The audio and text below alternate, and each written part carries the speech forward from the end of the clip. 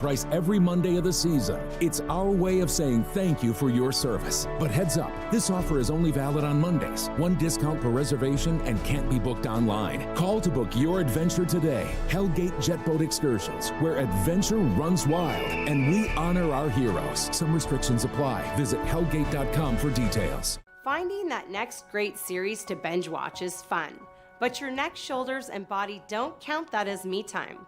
Hi, I'm Tamara Miller, owner of Organic Element Spa, and I invite you to put down the remote, get off the couch, and schedule yourself some real me or we time with your favorite service, like one of our many massages, couples massages, or facials. Your health, safety, and comfort are always top priority with us at Organic Element Spa. We can't wait to see you. Book your appointment today. She was crying, and I could hear, sirens in the background and a lot of commotion. And she told me that they had found Max at the bottom of the swimming pool. I remember just crying out to God. The only thing I could do was pray. So I dropped on my knees and I said, God, can you help my little brother? Can you just save him? Can you put your guardian angels around him, Lord? Thursday on the 700 Club, right here on the Dove TV. Good morning, y'all. 22 minutes past the hour on a beautiful Thursday morning, and a little regional news. A couple of days ago, I told you that the governor, our governor, Tina Kotek, was talking about a special session to deal with the Department of Transportation in the state of Oregon, which did not get its bill passed towards the end of the session. And there's a lot of controversy about ODOT. Well, she is going to call for a special session on August 29th.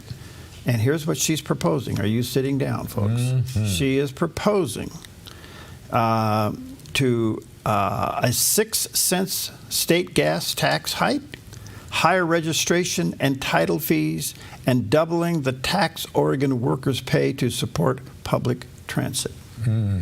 Now, folks, let me just say this as clearly as I can possibly say it, and I know it's early in the morning and you're just having your first cup of coffee, and I don't want to get your blood pressure going in the wrong direction. This is pretty simple, okay? If we, the citizens, can take the fire map and shove it back down the throat of Senator Jeff Golden. Good point, yep. And get it thrown out. Yeah. We, the citizens, can bombard our legislature and say, do not tax gas or anything else. Call for an audit of ODOT.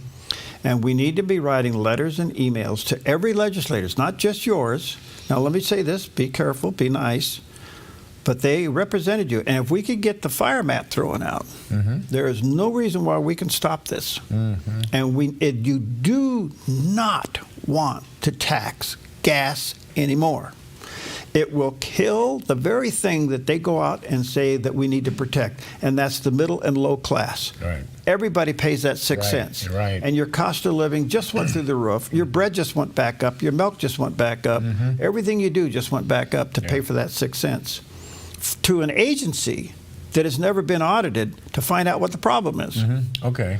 So I really think what you need to do is start now, because you got until August 29th. Start writing your legislators, all of them.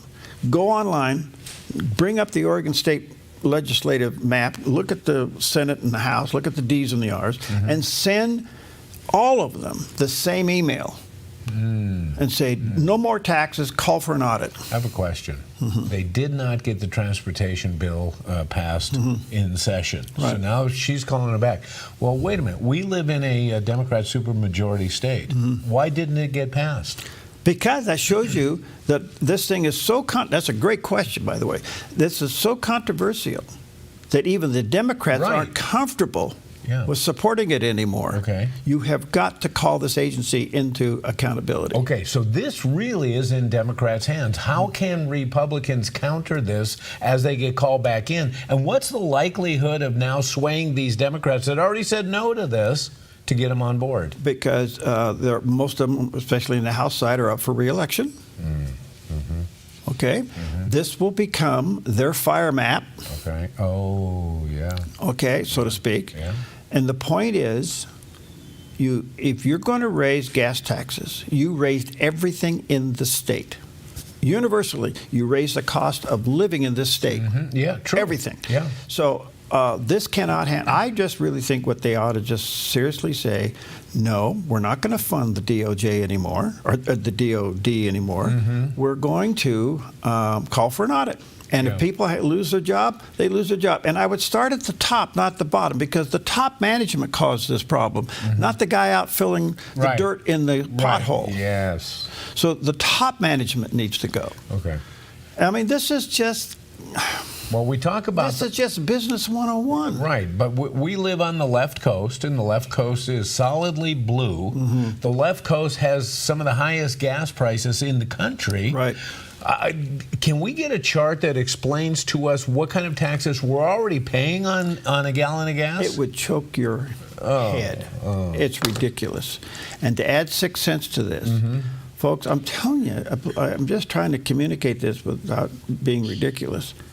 This is an absolute no.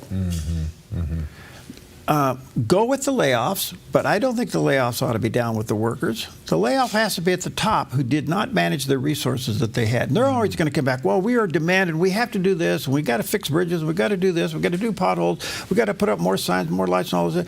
You didn't manage your agency. Yeah. Boom. And so, and call for an audit. Yes. Yes. But if you're going to give this agency 6 cents a gallon plus all these other raised taxes, what are they? Registration title fees? Why? Oh, yeah. Why are you doing this to us? Okay? And double the Oregon state workers who pay public transportation? You just killed middle class and low class, the poor class in this state. And that's where it hits. You just killed it. Yep. I don't know what they're thinking. With all due respect to the governor, I'm sorry. I think this thing ought to be shut down. And I'm telling you, folks, I hope on August 30th I'm not coming here saying, I didn't tell you so.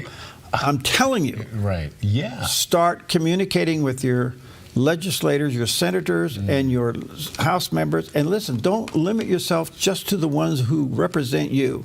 Write this letter to everybody. Yeah. And the governor. And saying, we do not want any more taxes to pay for an agency that's never been audited.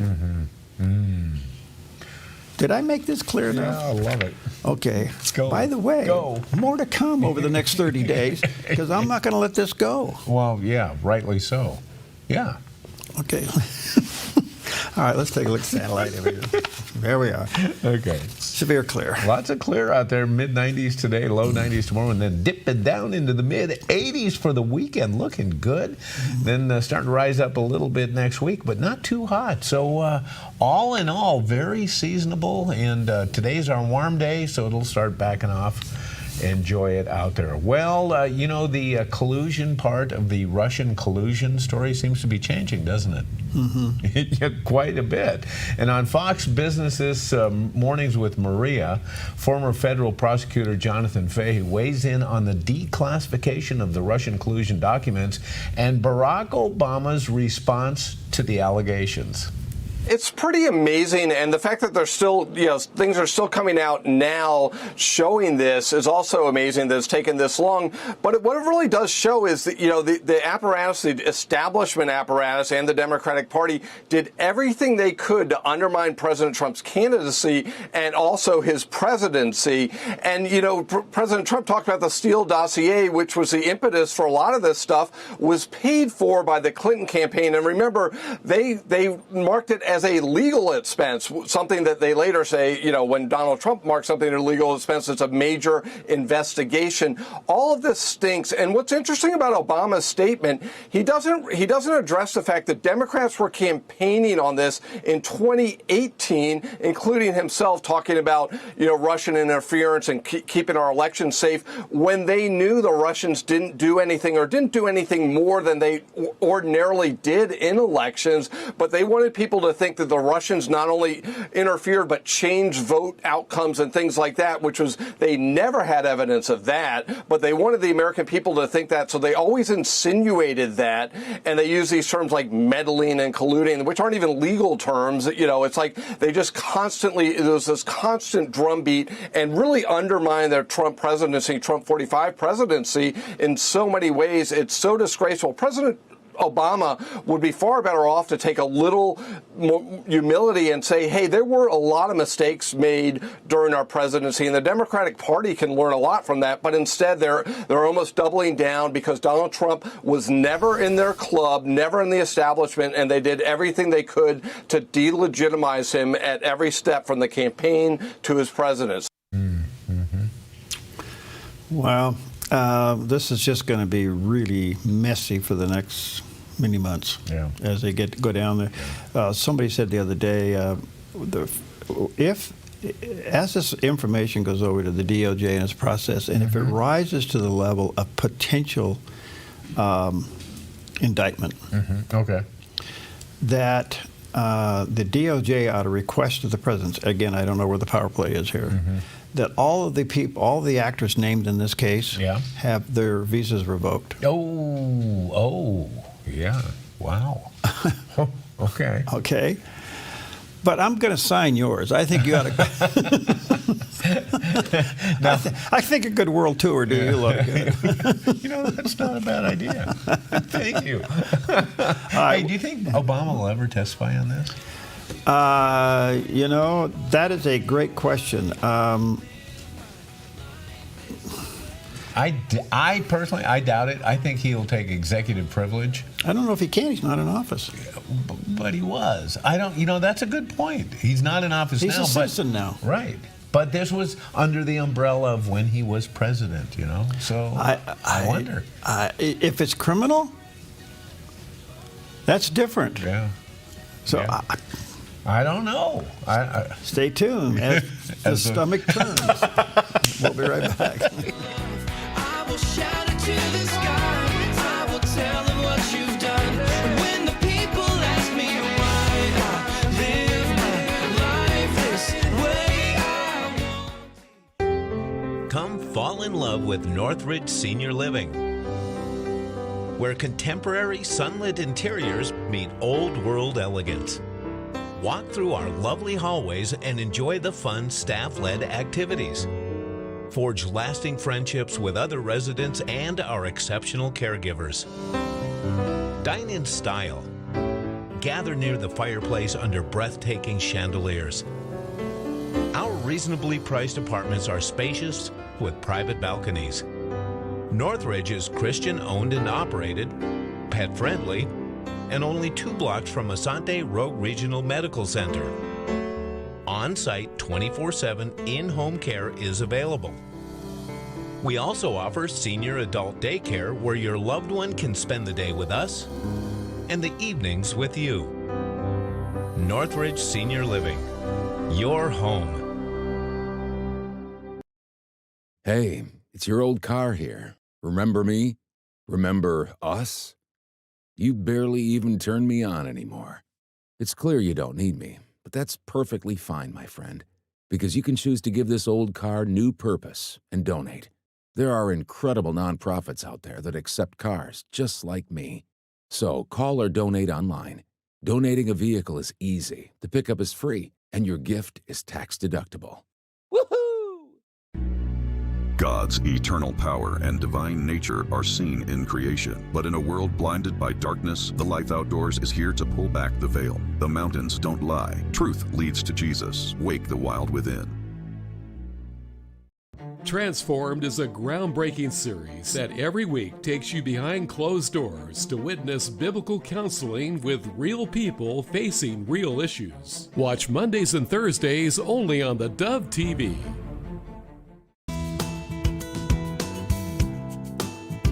25 before the hour on a beautiful Thursday morning. And what's our food today? We have no food today. Mega. Oh, no, it's refreshment day. Refreshment, yeah. So that's refresh day. No, refreshment. Yeah. Refreshment day. For me, it's an iced tea with lemon and just a little sprinkling of sugar in it. You and Uncle Si. Uncle Si, he's got it down. Yeah, with that, he holds it with 2 fingers in a plastic cup that was 1948. Right? Yes. Which has now become famous again, because if you go to the Duck Dynasty website and go to their little shop, you can buy Uncle Si's iced tea cup. Iced tea cup. Yeah. Oh, I love it. Okay. All right. A lot going on around the world. Let's check in with CBN News Watch. This is CBN News Watch. It is Thursday, the 24th of July, going to begin this half hour in Israel with a symbolic vote that could prove to be historic, as Israel's parliament has moved to support sovereignty over the biblical lands of Judea and Samaria, in a decision that could have major implications. That vote coming as Israel is criticizing the United Nations and Hamas for delays in aid to people in need in Gaza. Chuck Holton brings us the story. He's reporting from Jerusalem. In a move that could have major implications for the future of the region, Israel's parliament Wednesday passed a symbolic resolution calling for the full application of sovereignty over Judea, Samaria, and the Jordan Valley. While the vote has no immediate legal effect, it signals growing momentum within the ruling coalition to formalize control over the biblical heartland. The Knesset approved a historic declaration to apply full Israeli sovereignty over our homeland, Judea and Samaria.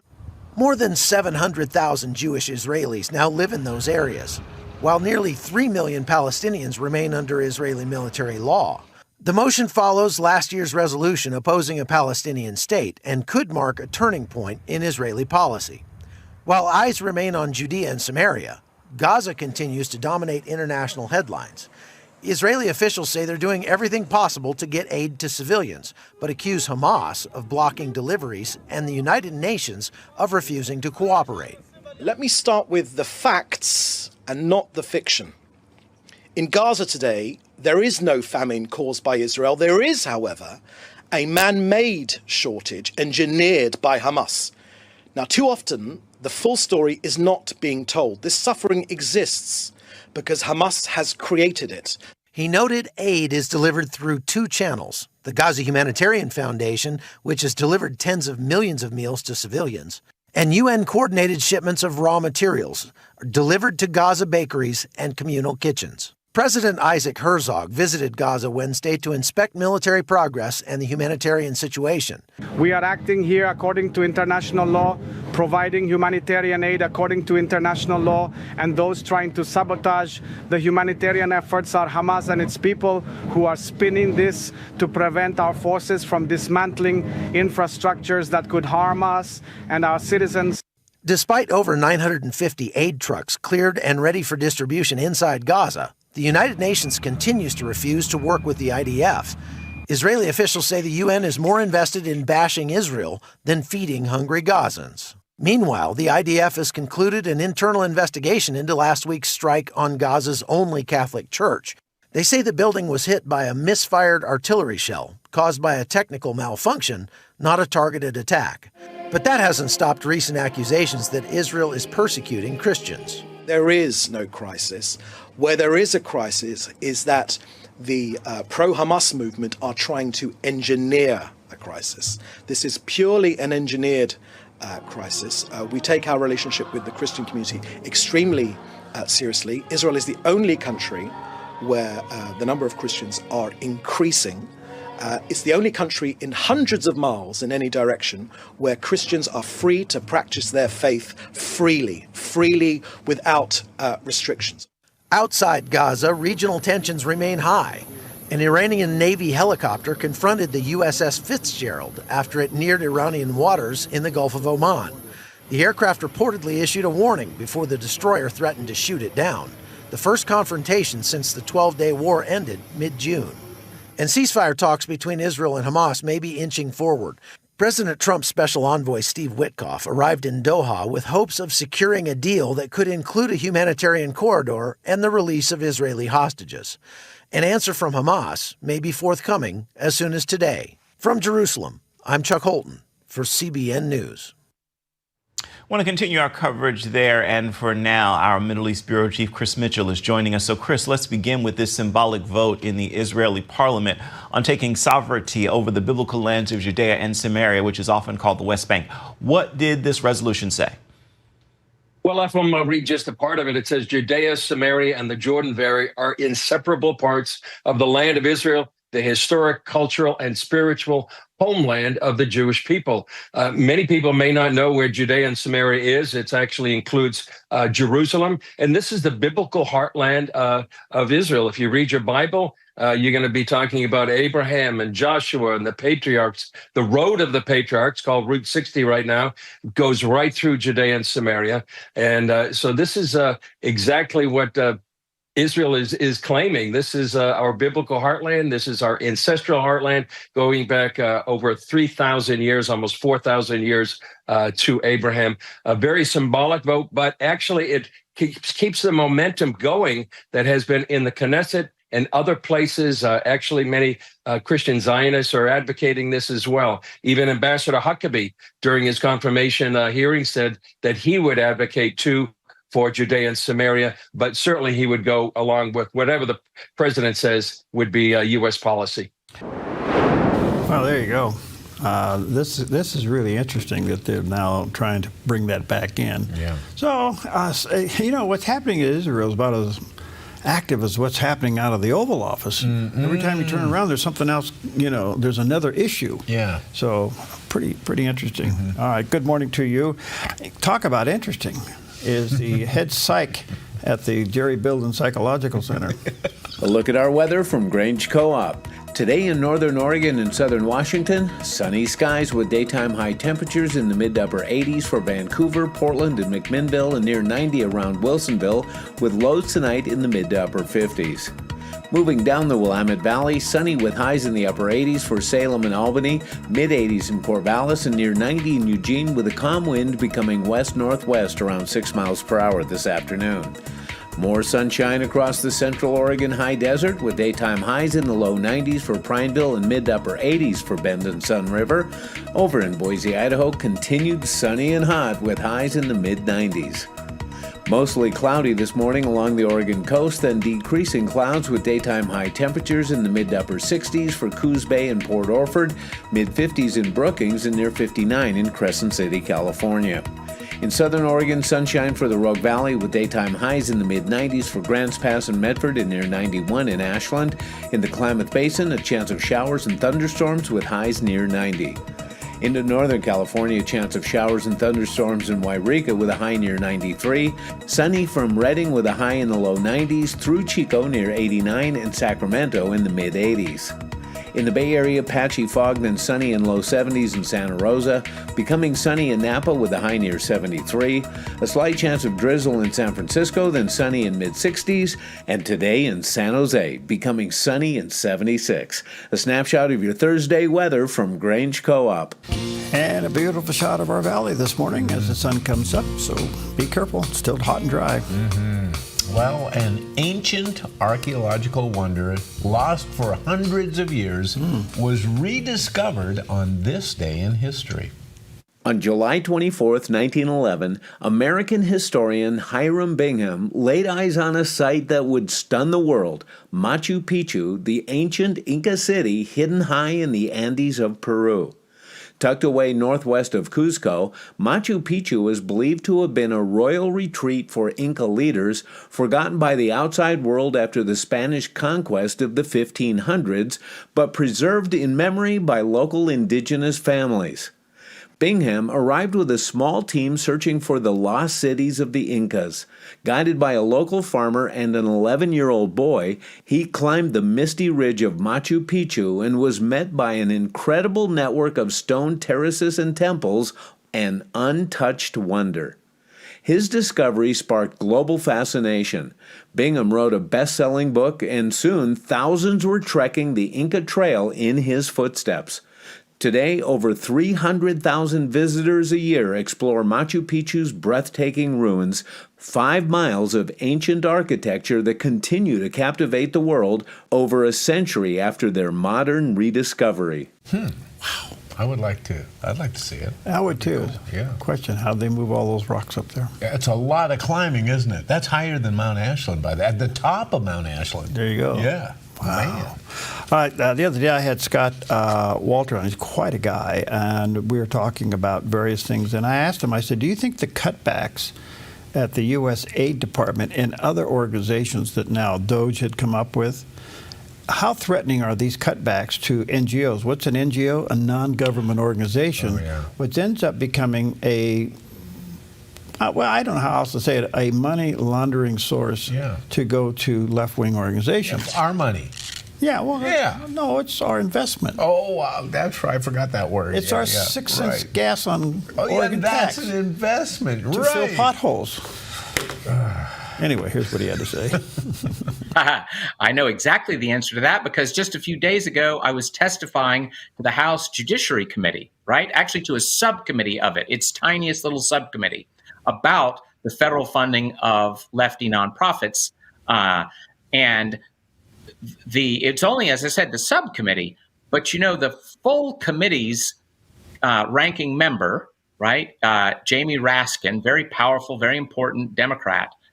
He was there at that little subcommittee hearing, and time he opened his mouth, he said, the hearing is a waste of time. This is a nothing burger. There's nothing going on here. There's nothing important.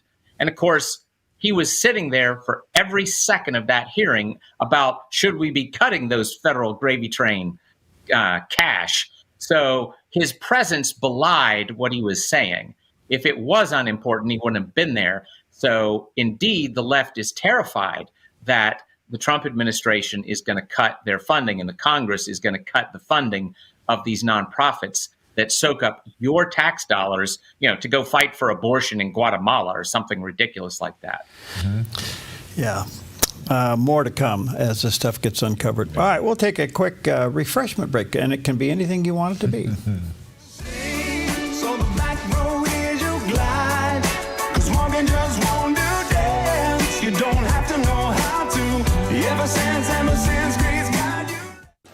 Put your gold in an envelope, mail it. Hopefully you get a check. No.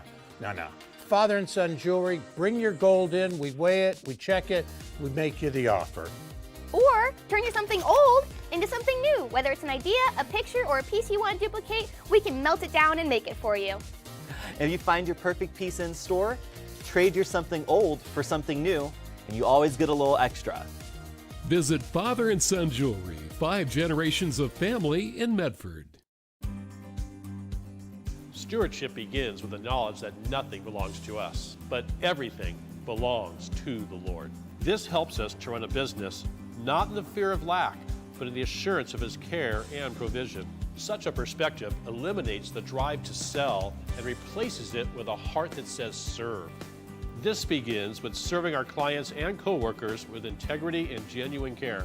That's why at Kelly's, it's automotive service with a heart for God, and treating others as we ourselves would want to be treated. Our promise is to never sell our clients anything we don't believe they need. Another is to do all we can to meet other needs, such as shuttle service and loaner cars, or taking the time to really listen, even at times praying with our customers. Sometimes this means sacrifice, going above and beyond. But that's why I work for Kelly's Automotive Service, honoring God while serving people with honesty and integrity.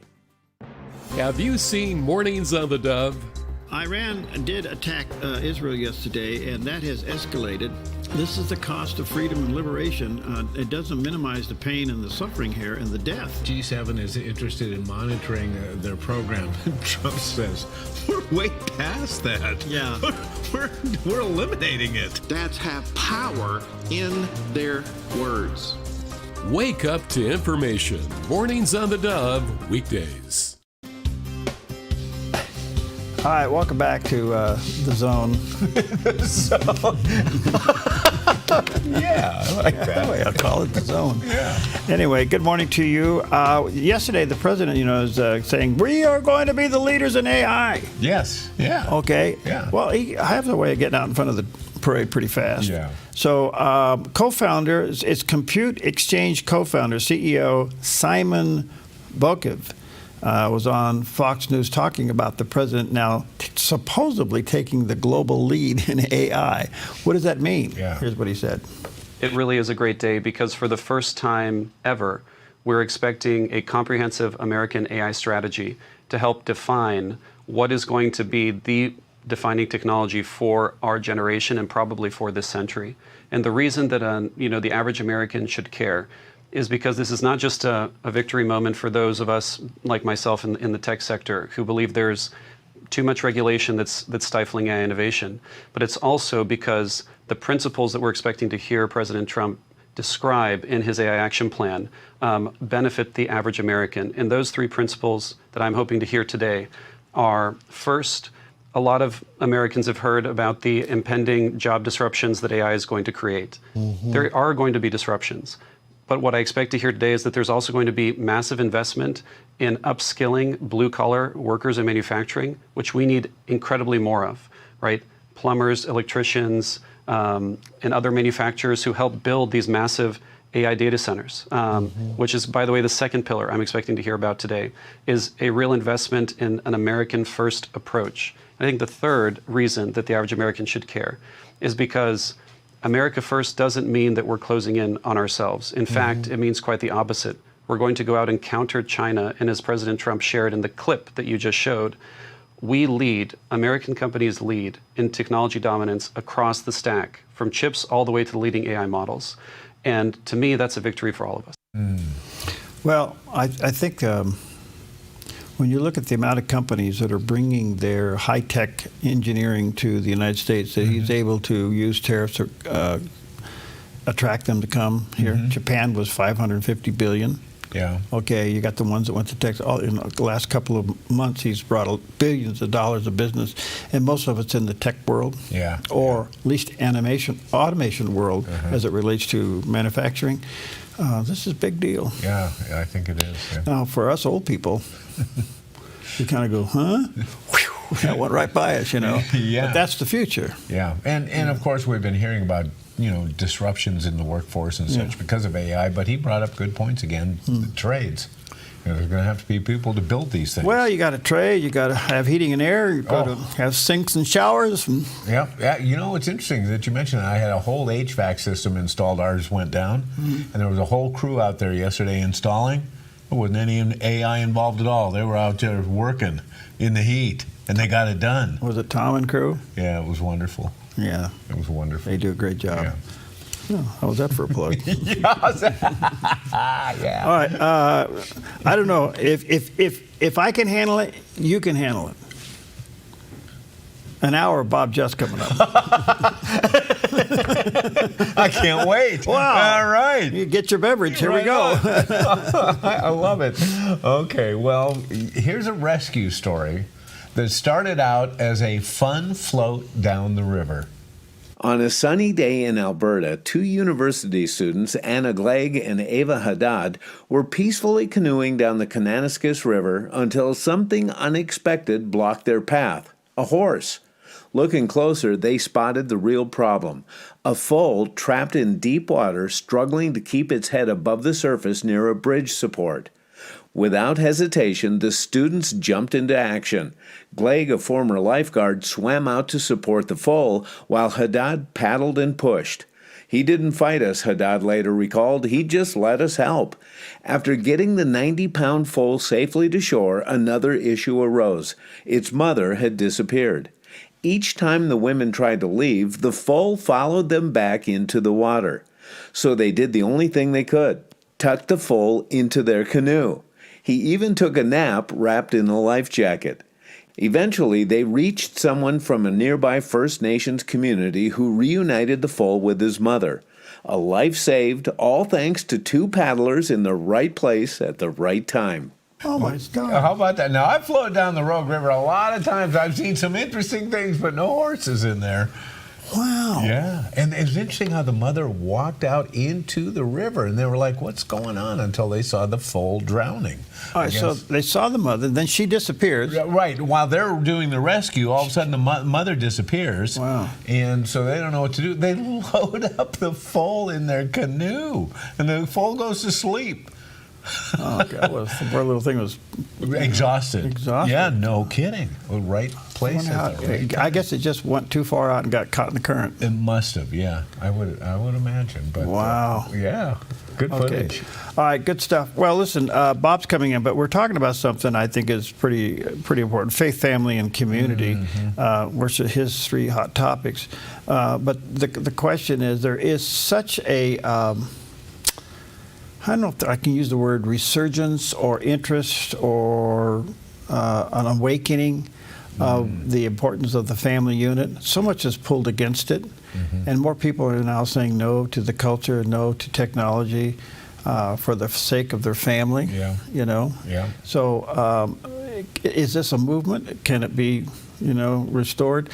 When you look at some of the statistics that we're dealing with today, and divorce and all that stuff, there is now seemingly a resurgence to bring the family unit back together. Okay. And that's the heart of Bob and so many issues. We'll talk about that. All right, 1 John chapter 3, verse 18. My little children, let us not love in the word or in tongue, but in deed and in truth. And I think that's part of it. The fact of the matter, the truth of the matter is the world's pulling against your family. You have to stand up and be the vanguard for your family. Spring is around the corner and summer is on its way. With fire danger biting at its heels, flammable blackberries and underbrush will grow like gangbusters and sprout fire danger in no time. A wise property owner knows the best time to take care of fire danger is to extinguish it before it gets started. GMV Forestry, LLC can help you protect your property with adequate fire brush clearing to fireproof a zone around your precious property. With over 35 years experience, GMV Forestry LLC has the knowledge, experience, and all the equipment you need to get the job done right, offering a wide variety of services like mulching, field mowing, snow removal, driveway clearing, ditch cleaning, gravel delivery and spreading, driveway sweeping, logging, and more. GMV Forestry LLC does it all, and they do it right. GMV Forestry LLC, the team you can trust. 541-660-6445. 541-660-6445. You feel most alive where you feel most at home. And this is living. Bobcat, the company that changed the way the world works, is coming home with a quality compact tractor built to match your quality of life. This isn't work you have to do. It's work you get to do. So get it done in a tractor that's all you. See your dealer or visit bobcat.com. Worried that inflation might burst your retirement bubble? I'm Michelle Slate. Lighthouse Financial shines guiding light on retirement, investing, and insurance. Helping you navigate the stormy seas of retirement, Lighthouse stands tall as a beacon of hope, offering you wise counsel and biblically responsible investing. Lighthouse Financial. Call us today, 541-494-1034. Have you seen Mornings on the Dove? They're trying to track down what and how did the auto pen of former President Joe Biden was used? And did the president ever give the order? This is serious stuff. The legacy media reporting the bombing in Iran was low effect. The sites were obliterated. They were gone. You got to ask yourself the question, why are you doing this? News with a little bit of common sense. Mornings on the Dove, weekdays 6 to 8 a.m. Alex McFarland addresses the hard-hitting questions about faith, morality, and culture. We are to present, explain, defend the gospel. Watch Alex McFarland Tuesdays and weekends on the Dove TV. You're watching the Dove TV, encouraging and informative for Bend and Central Oregon. Seen on KBND 14 and these Dove TV affiliates.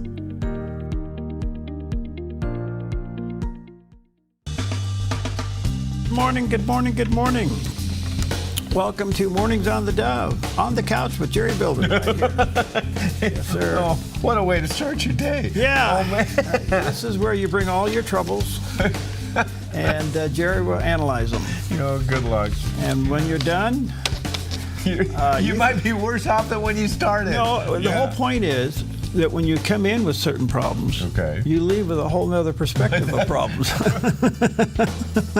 I was thinking maybe a whole new set of problems. So then yours kind of diminished to the ones that he puts on you. There you go. Let me replace your problems with real ones. With real ones. Yeah. Anyway, good morning to you. Happy Thursday. Welcome to Mornings on the Dove. It's beautiful weather out there. We're still kind of on the warm side, but it'll start to back down a few degrees as we head through the weekend. but still very much seasonal weather from that perspective. A lot in the news. Wow, we'll get to that. Anything special? Well, yeah, especially because it is one of the warmer days of the week, and it will start to taper off going to the weekend. Today is National Refreshment Day. So whatever floats your boat. It could be a root beer float. Ooh. That's a refreshment. Ooh, that's a refreshment. Absolutely. Iced tea is a refreshment. There are many things that fill the bill, and I hope you find the one that is most satisfying to you. Also, National Cousins Day, talking about satisfying relationships. Oftentimes it comes with your cousins. Yeah. Sometimes we get to grow up with our cousins. Sometimes they are at a distance, but we have a common bond with them. Things that can help us get together quickly in those times where we are together.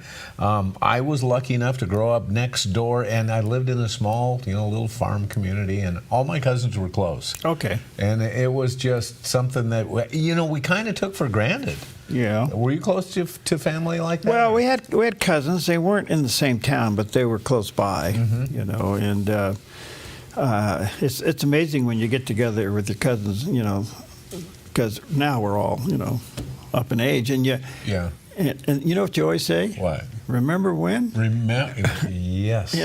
Remember when this happened? Yes. Do you remember when that happened? And it's interesting, the memories that stick with you, or those other memories that stick with your cousins. Yeah. And you may not remember all those things, but you remember the ones that are the most sensitive to you. Well, yes, because they'll remember something you didn't remember. Yes. And I'm going, I actually said and did that? You did? Yeah. I'm going, really? Yeah.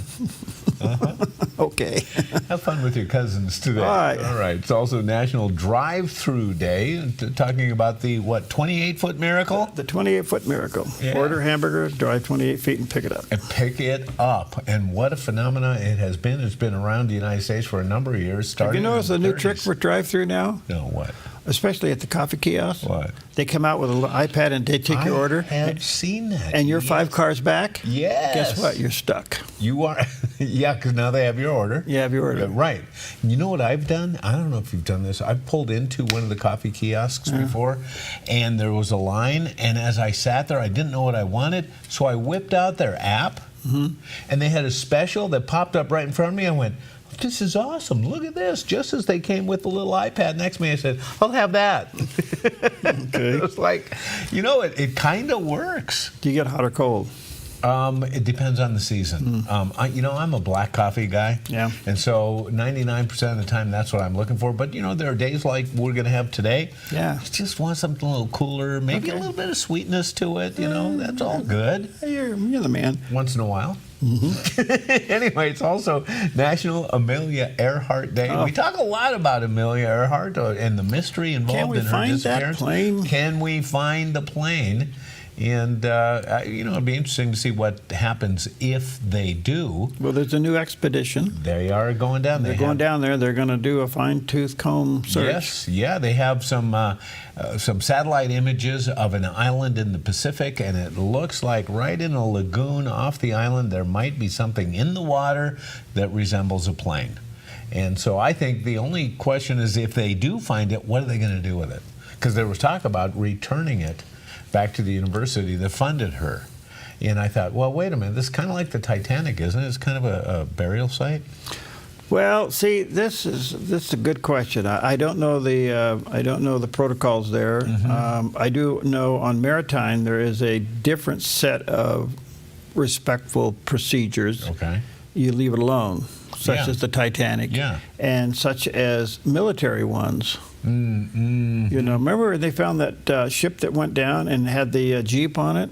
Right. I think that was the Yorktown, the Battle of Midway. Yeah, and so they just leave it alone. Yes, that's a good point. But this is an airplane. It wasn't an amphibian airplane. It was an airplane. Right. So I don't know. I think it would be... I want to be careful here, but I would think it would be cool if they brought it up. End this mystery. Yeah. And then, since it's a major piece of aviation history, put it in a museum somewhere. Yeah, I wouldn't be opposed to that. I agree. All right, National Intern Day. We've had a number of interns through here. We've seen love is a many splendored thing. We hire them to do a job. They fall in love, their brains fall out, and they have 4 kids. And we call that success. So you want to consider an intern program in your place of work? Yeah. And watch. The only thing I can tell you is don't do it. Oh, I love it. All right.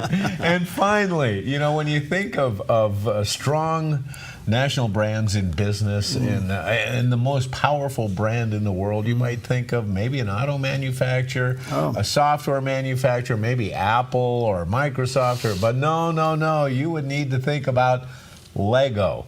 Because the Lego Group is considered the most powerful brand in the world in 2025. It was officially crowned the most powerful brand, surpassing tech giants like Apple and Google. That's amazing. It is. I was stunned at this. Now, the recognition is attributed to its strong brand strength, nostalgia, and strategic partnerships with popular culture icons.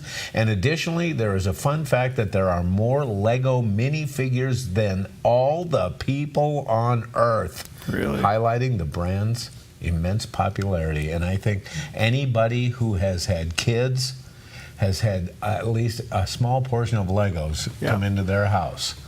And many of us have stepped on them in the middle of the night. Yes. But I get stuck on that because that seems to be a fresh memory. Okay. But anyway, we're looking at a Lego City there. Now there's a lot of money. And I don't have any idea how much Legos cost anymore because we're past that. They're pretty expensive. I imagine. But and do they ever break down? I mean, Lego? I don't think they break. No, they don't break. But how about so if Legos end up in landfills, do they biodegrade, or are they going to be like cockroaches? They're going to be around. They'll be around forever. Yeah. Well, here's a guy that when he steps on a Lego never says anything. A look at our weather from Grange Co-op. Today in northern Oregon and southern Washington, sunny skies with daytime high temperatures in the mid to upper 80s for Vancouver, Portland, and McMinnville, and near 90 around Wilsonville, with lows tonight in the mid to upper 50s. Moving down the Willamette Valley, sunny with highs in the upper 80s for Salem and Albany, mid 80s in Corvallis, and near 90 in Eugene, with a calm wind becoming west-northwest around 6 miles per hour this afternoon. More sunshine across the central Oregon high desert with daytime highs in the low 90s for Prineville and mid to upper 80s for Bend and Sun River. Over in Boise, Idaho, continued sunny and hot with highs in the mid 90s. Mostly cloudy this morning along the Oregon coast, then decreasing clouds with daytime high temperatures in the mid to upper 60s for Coos Bay and Port Orford, mid 50s in Brookings, and near 59 in Crescent City, California. In southern Oregon, sunshine for the Rogue Valley with daytime highs in the mid-90s for Grants Pass and Medford and near 91 in Ashland. In the Klamath Basin, a chance of showers and thunderstorms with highs near 90. Into northern California, a chance of showers and thunderstorms in Wairika with a high near 93. Sunny from Redding with a high in the low 90s through Chico near 89 and Sacramento in the mid-80s. In the Bay Area, patchy fog, then sunny in low 70s in Santa Rosa, becoming sunny in Napa with a high near 73, a slight chance of drizzle in San Francisco, then sunny in mid-60s, and today in San Jose, becoming sunny in 76. A snapshot of your Thursday weather from Grange Co-op. Beautiful day in the neighborhood, and it's a little bit of haze out there.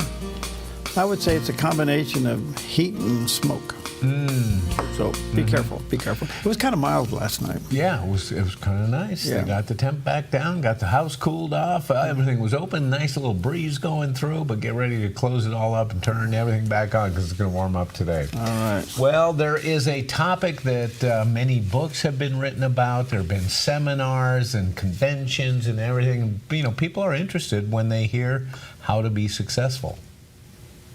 His delight is in the word of the Lord, and in it does he meditate day and night. Then it goes on to say, he'll be like a tree planted by the rivers of water.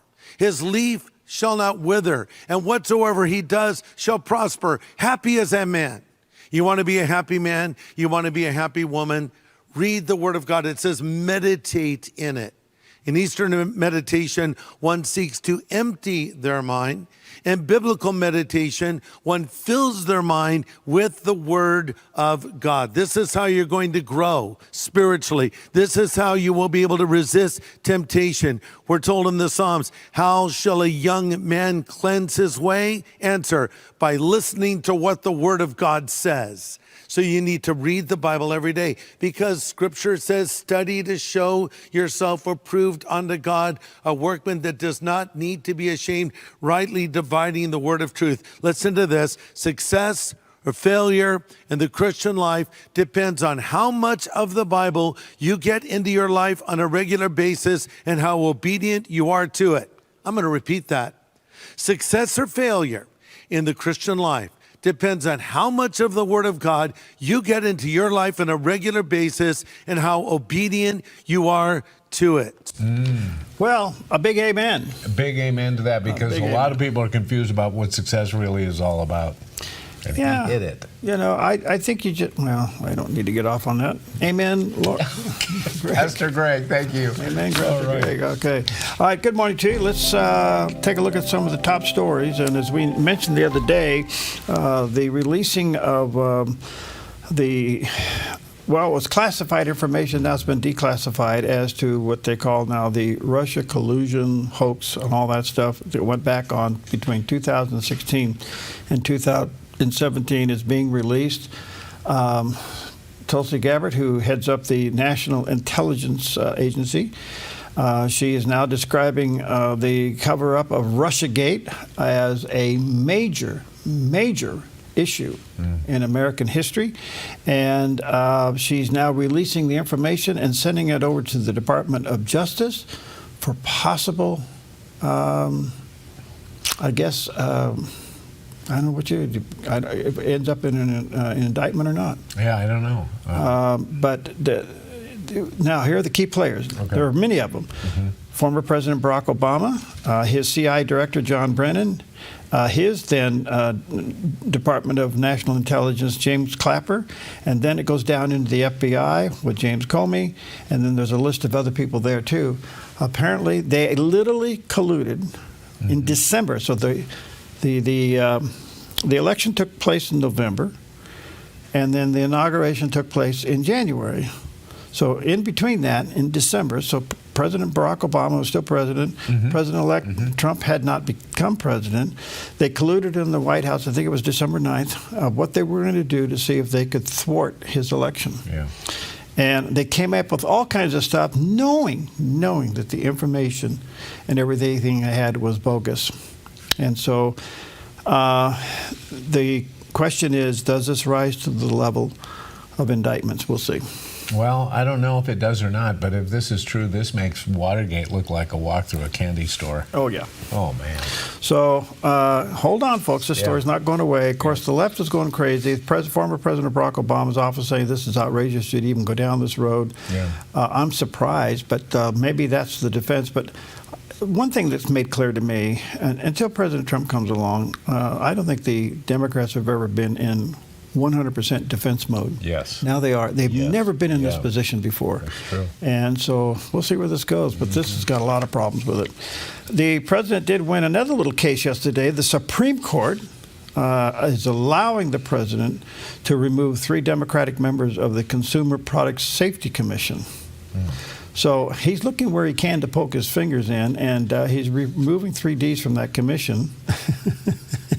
And the Supreme Court says, yes, you have the authority to do that. And the Democrats scream, see, it's Safety Commission. He's pulling up. He's making us more unsafe. Where's Ralph Nader when you need him? Yes. Remember Ralph Nader? Oh, boy. Okay. Well, unsafe at actually, Ralph Nader is probably the reason we have this commission. That could be. Yeah. You know? Yeah. So anyway, that's where that's going. And then the president wins another one yesterday. Columbia University, the hotbed of anti-Semitism and DEI, as you know, right there. Well, the university is settling a suit. The suit was for $400 million in federal grants and all this, and it was being pulled from the university, Columbia University. And they got sued, and Columbia University will pay $200 million to the U.S., and this is the big one, $21 million into a claim fund for the Jewish employees who were discriminated against on campus. That part of it is really huge. In fact, it all is, but you know, the discrimination and civil rights violations by a major university, elite. You know, one of these. Where is this going? I mean, this is amazing that he brought Columbia University to its knees. Right, and this is amazing. What do you think this says to some of the other major universities, like, say, Harvard? Well, it appears that Harvard is basically trying to wave all this off and say, you know, that's their problem, it's not ours. They have similar problems. But they're asking for $2.6 billion in research grants that's going to be pulled. So they have $50-something billion sitting in the bank they can lean on in endowments. I don't know. I think this will slowly ripple its effect down. DEI has got kicked out of the military. It's being kicked out of universities. It's being kicked out of all government agencies. It's yet to work its way into some other places, corporate America. But slowly, corporate America, the ones who are tired of the nonsense, will get rid of it. Right. But the big hotbed left is the universities, and we'll see what happens. You know, I don't know, about $220 million. That is serious. Yeah. I mean, wow, that is quite a win. All right, we'll take a special gas tax break. We'll be right back.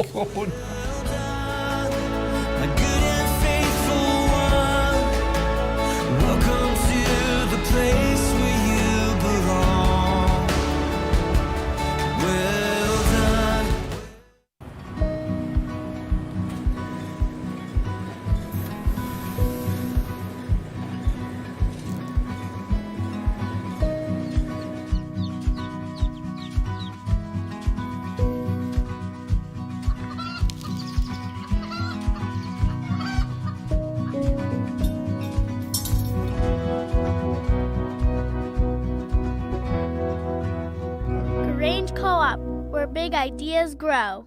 Come fall in love with Northridge Senior Living, where contemporary sunlit interiors meet old world elegance.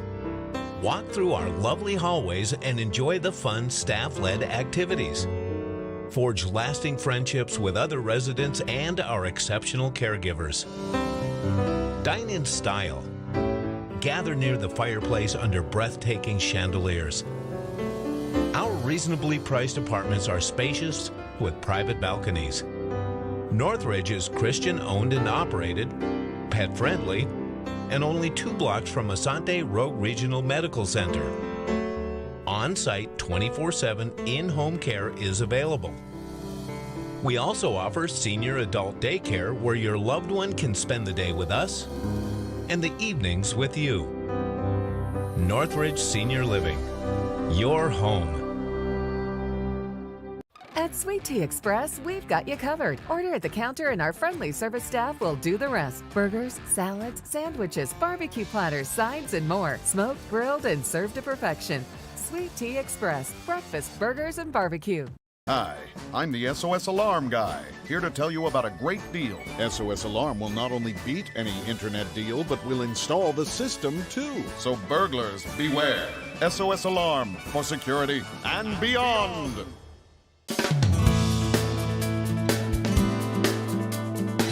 Good morning to you. 19 past the hour on a beautiful Thursday morning, better known as Friday Eve. And, well, you know, we had mentioned a couple of days ago that our governor here in the state of Oregon, Tina Kotek, was a little upset that the closing of the legislative session this past go-around did not pass a transportation bill, the Department of Transportation bill. And this says a lot because you brought it up earlier, Jerry. Here we are pretty much, you know, a blue-run state. And they couldn't get a bill through the legislature, which is dominated by the Democrats, to come up with more spending for ODOT, Oregon Department of Transportation. And so here's a problem. So she wants to call the legislature back into special session on August 29th to deal with this problem. Okay? And she's back to considering and proposing, here's what she's saying. She will ask the legislature to bless a 6 cents hike in state gas tax, higher registration and title fees, and doubling of a tax Oregon workers pay to support public transport or public transit. Now, folks, I have to tell you, if you heard me the first time, I'm almost out of gas on this, but I can tell you that this is so bad. This is so bad that you need to now make an effort to write not just your House member and your senator. You need to write the same letter, to go online, get the email addresses, send it to all of them, and send it to the governor. Raising 6 cents on gas absolutely raises the prices of everything. Yeah. Oh, indeed. And it is a economic destroyer. Okay. And if we had the power in this state to shut down the crazy fire map that Senator Jeff Golden tried to shove down our throat, and then he turned around and voted against his own bill. Well, see, that's what power it is if we get involved. He even turned him against it. He turned his... So this is a classic thing. We needed this. This is real simple, so I don't want to sound like other crazy people. The answer is no, and call for an audit. Yeah. Don't tax gas. Don't raise the registration and title fees. Don't raise the public transit fees. Okay, that hits everybody, and it especially hits the poor and the middle class. You just raised the price of eggs and butter and milk and everything else by doing this. You know, this is crazy. I have a question. Okay, as you mentioned, we are in a super majority state. Democrats, they control legislature, the governor's house. Okay, so they didn't get it passed. They went home. She's now going to bring them back. What makes her think that she's going to get them to acquiesce to her will now? Well, that's a good question, but I think whatever caused them not to pass it needs to come back in the special legislature and cause them not to pass it again. And how long can she gather them together? As many times as she wants. Oh, okay. She is governor. Okay, but by the way, and that costs money.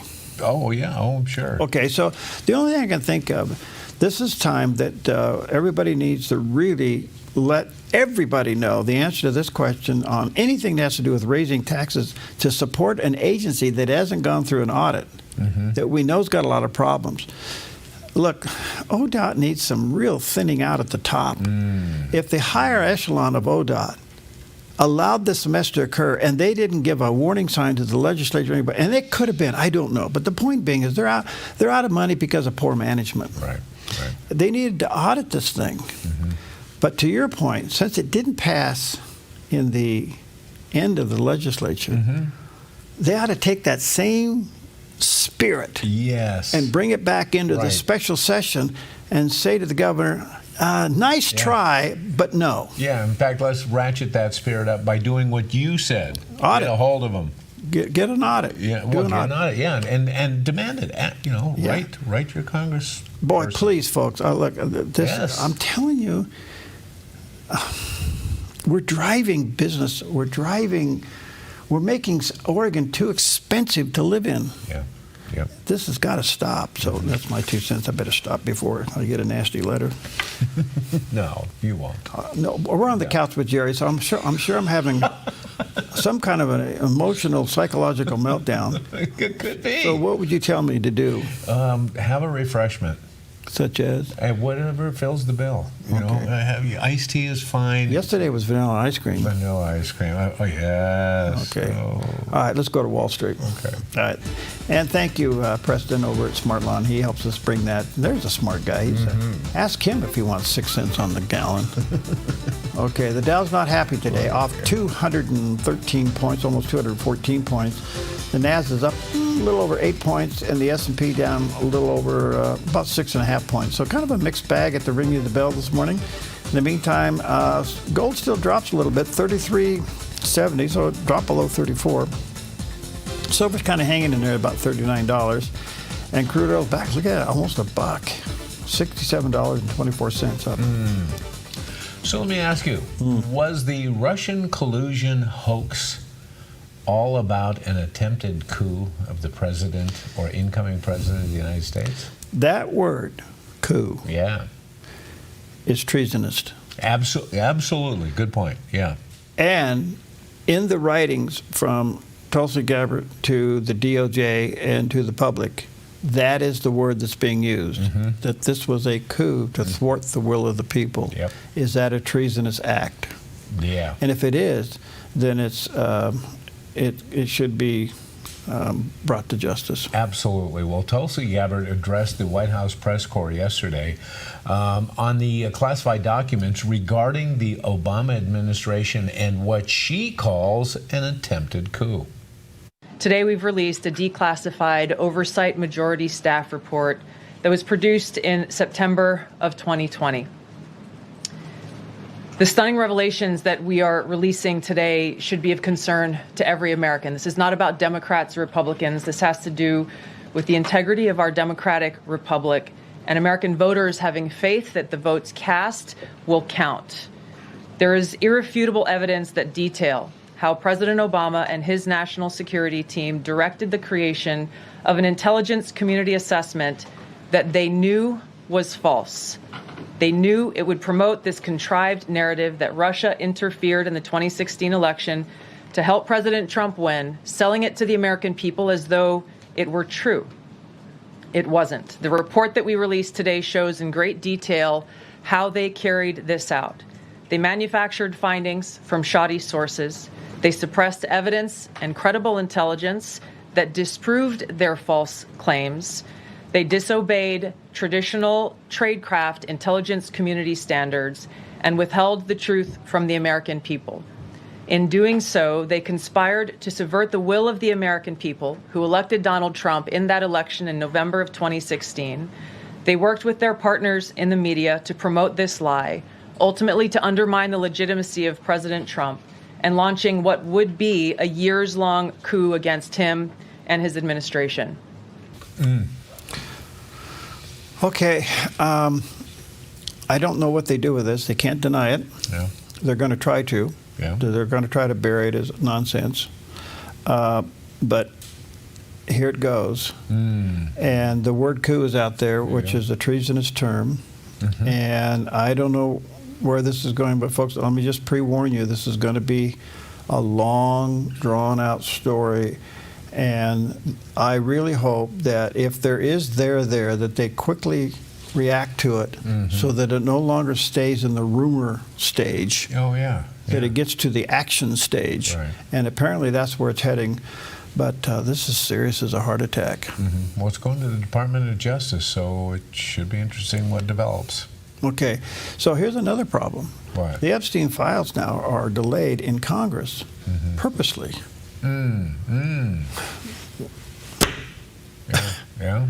Okay, and apparently the court does not want to release the grand jury documents to the press. Oh. The court is saying no at this moment. Interesting. Okay. I don't know. This is the twists and turns of America these days are pretty wild and crazy, you know. So that's why you need to have. You ever make your own ice cream? Yeah. You ever have one of those things where you churn it and you put the salt and the ice on it? I remember those. I remember my grandparents did that. We haven't done that. How about you? Yeah, we did it when we were younger and had the arm. The arm, the gumption. Yeah. Put an electric motor on that thing. Well, and then it would slow down. What? Well, yeah, I mean, it got harder and slower. Oh, yeah, sure. And then you get the electric motor one, and then when the electric motor stopped and smoked, and then the ice cream was done. Right? You kept putting salt and ice on it. Right. Oh, yeah. And then you threw that salt water into your garden and killed everything. Oh, this sounds more fun all the time. Anyway, happy Thursday to you. We'll take a banana break. We'll be right back.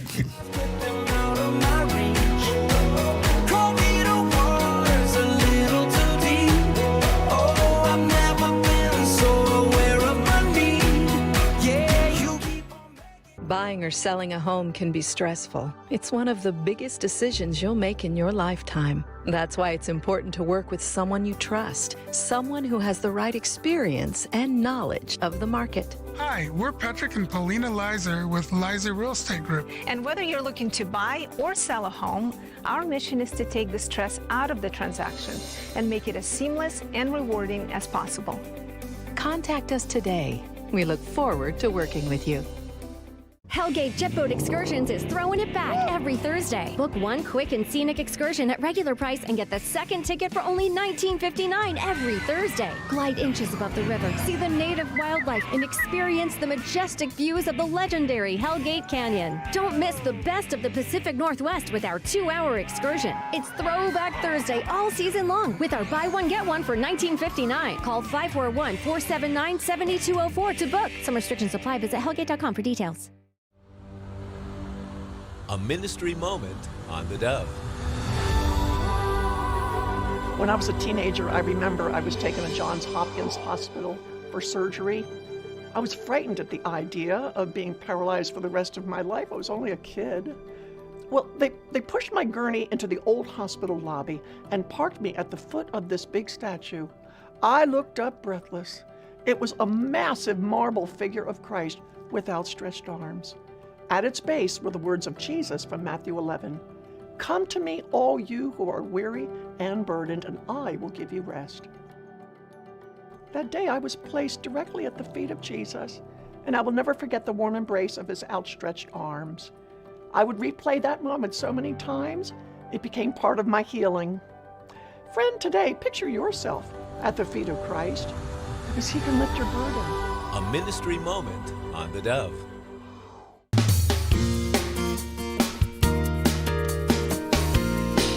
Hi, good morning. 28 minutes before the hour on a beautiful Thursday morning that Scott Jerry just kind of with one eye open, one eye closed. Yeah. You know. Yeah.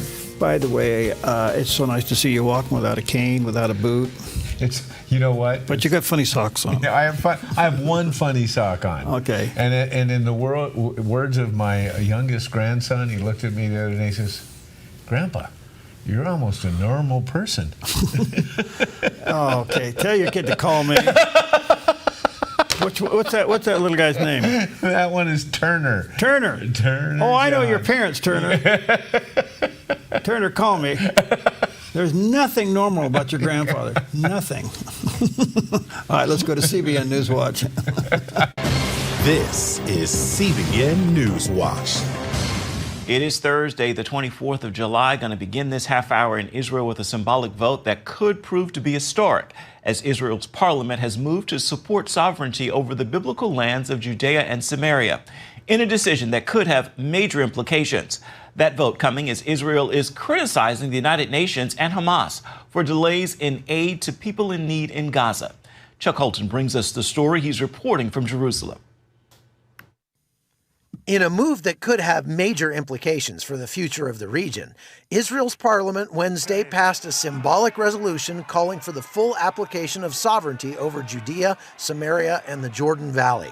While the vote has no immediate legal effect, it signals growing momentum within the ruling coalition to formalize control over the biblical heartland. The Knesset approved a historic declaration to apply full Israeli sovereignty over our homeland, Judea and Samaria. More than 700,000 Jewish Israelis now live in those areas, while nearly 3 million Palestinians remain under Israeli military law. The motion follows last year's resolution opposing a Palestinian state and could mark a turning point in Israeli policy. While eyes remain on Judea and Samaria, Gaza continues to dominate international headlines. Israeli officials say they're doing everything possible to get aid to civilians, but accuse Hamas of blocking deliveries and the United Nations of refusing to cooperate. Let me start with the facts and not the fiction. In Gaza today, there is no famine caused by Israel. There is, however, a man-made shortage engineered by Hamas. Now, too often, the full story is not being told. This suffering exists because Hamas has created it.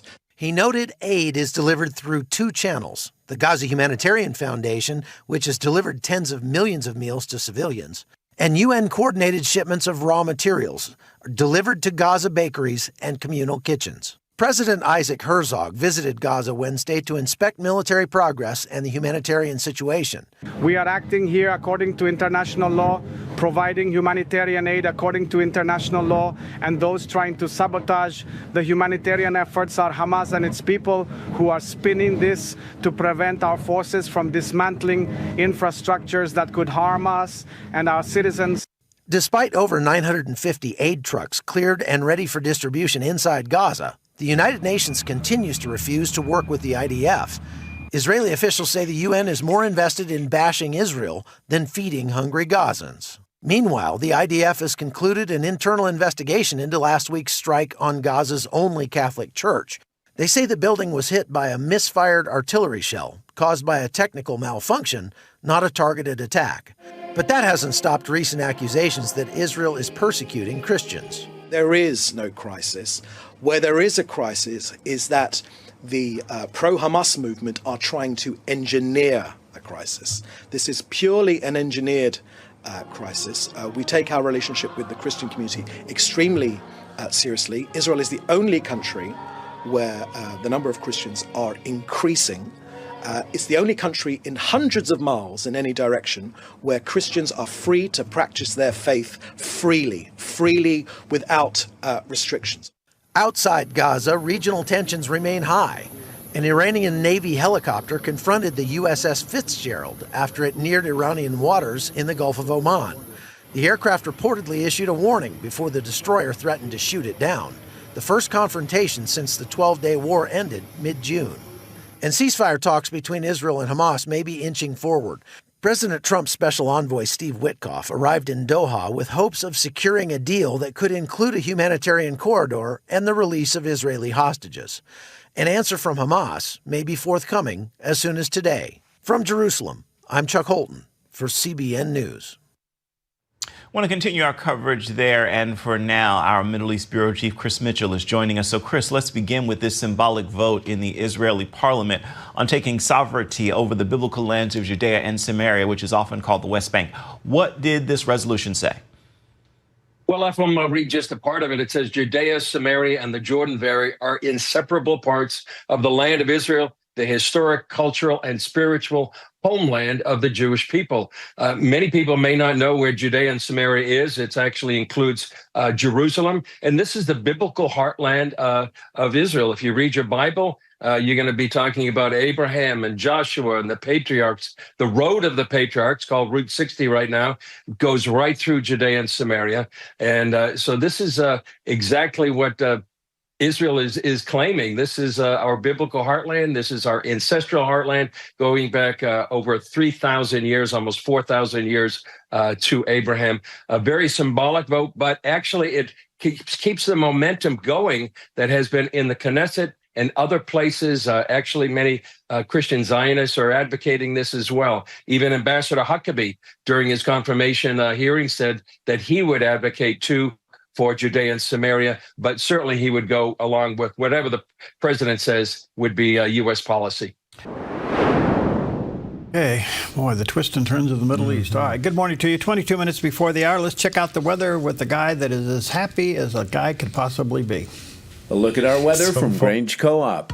Today in northern Oregon and southern Washington, sunny skies with daytime high temperatures in the mid to upper 80s for Vancouver, Portland, and McMinnville, and near 90 around Wilsonville, with lows tonight in the mid to upper 50s. Moving down the Willamette Valley, sunny with highs in the upper 80s for Salem and Albany, mid 80s in Corvallis, and near 90 in Eugene, with a calm wind becoming west-northwest around 6 miles per hour this afternoon.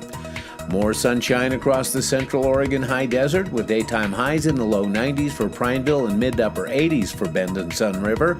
Over in Boise, Idaho, continued sunny and hot with highs in the mid 90s. Mostly cloudy this morning along the Oregon coast, then decreasing clouds with daytime high temperatures in the mid to upper 60s for Coos Bay and Port Orford, mid 50s in Brookings, and near 59 in Crescent City, California. In southern Oregon, sunshine for the Rogue Valley with daytime highs in the mid-90s for Grants Pass and Medford, and near 91 in Ashland.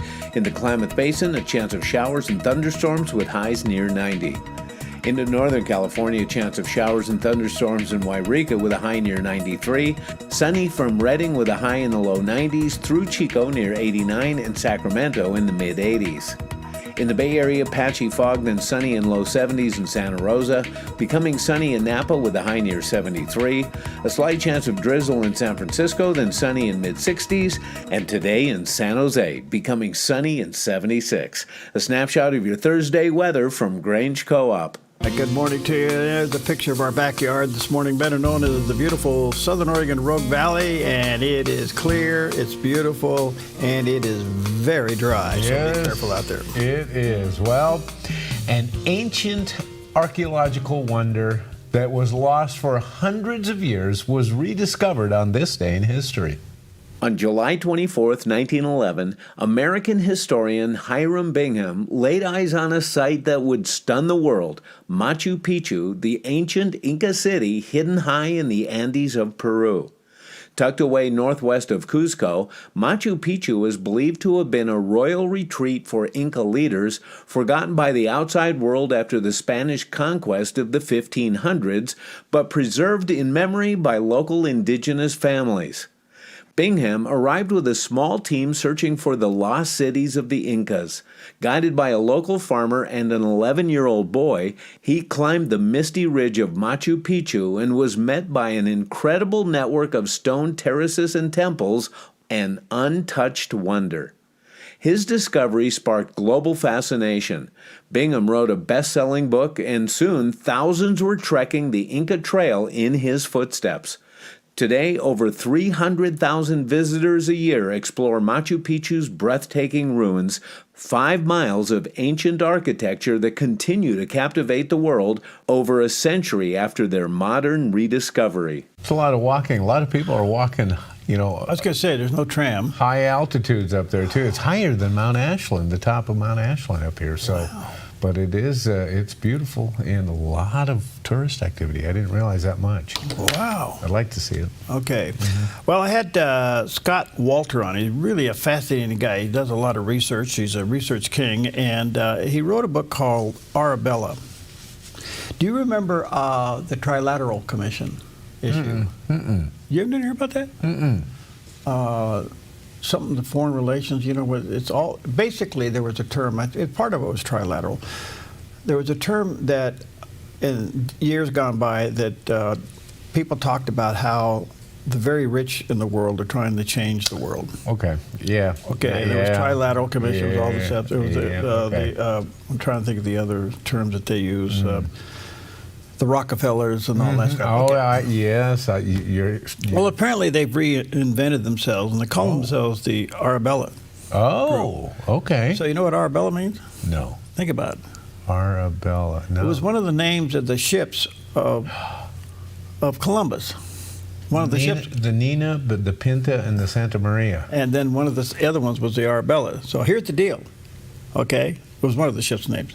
Not the original, but it came in. Okay. Here's the deal.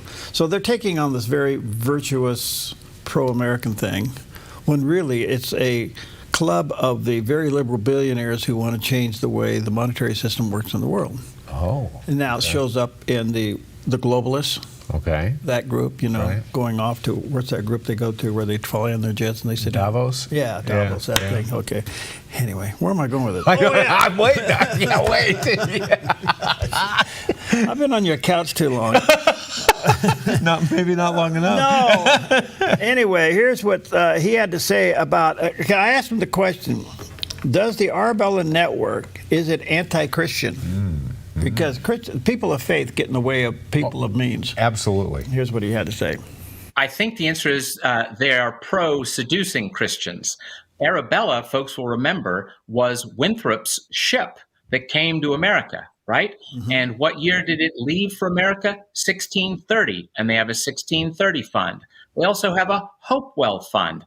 And Hopewell was another ship of the Puritans coming to America. So it was started in 2005, and around that time, there was a really big effort to try to seduce evangelicals into, I believe the buzzword was creation care, which is to say they wanted to seduce evangelicals to support a left-wing environmentalist agenda. So I think those are the reason those names got chosen.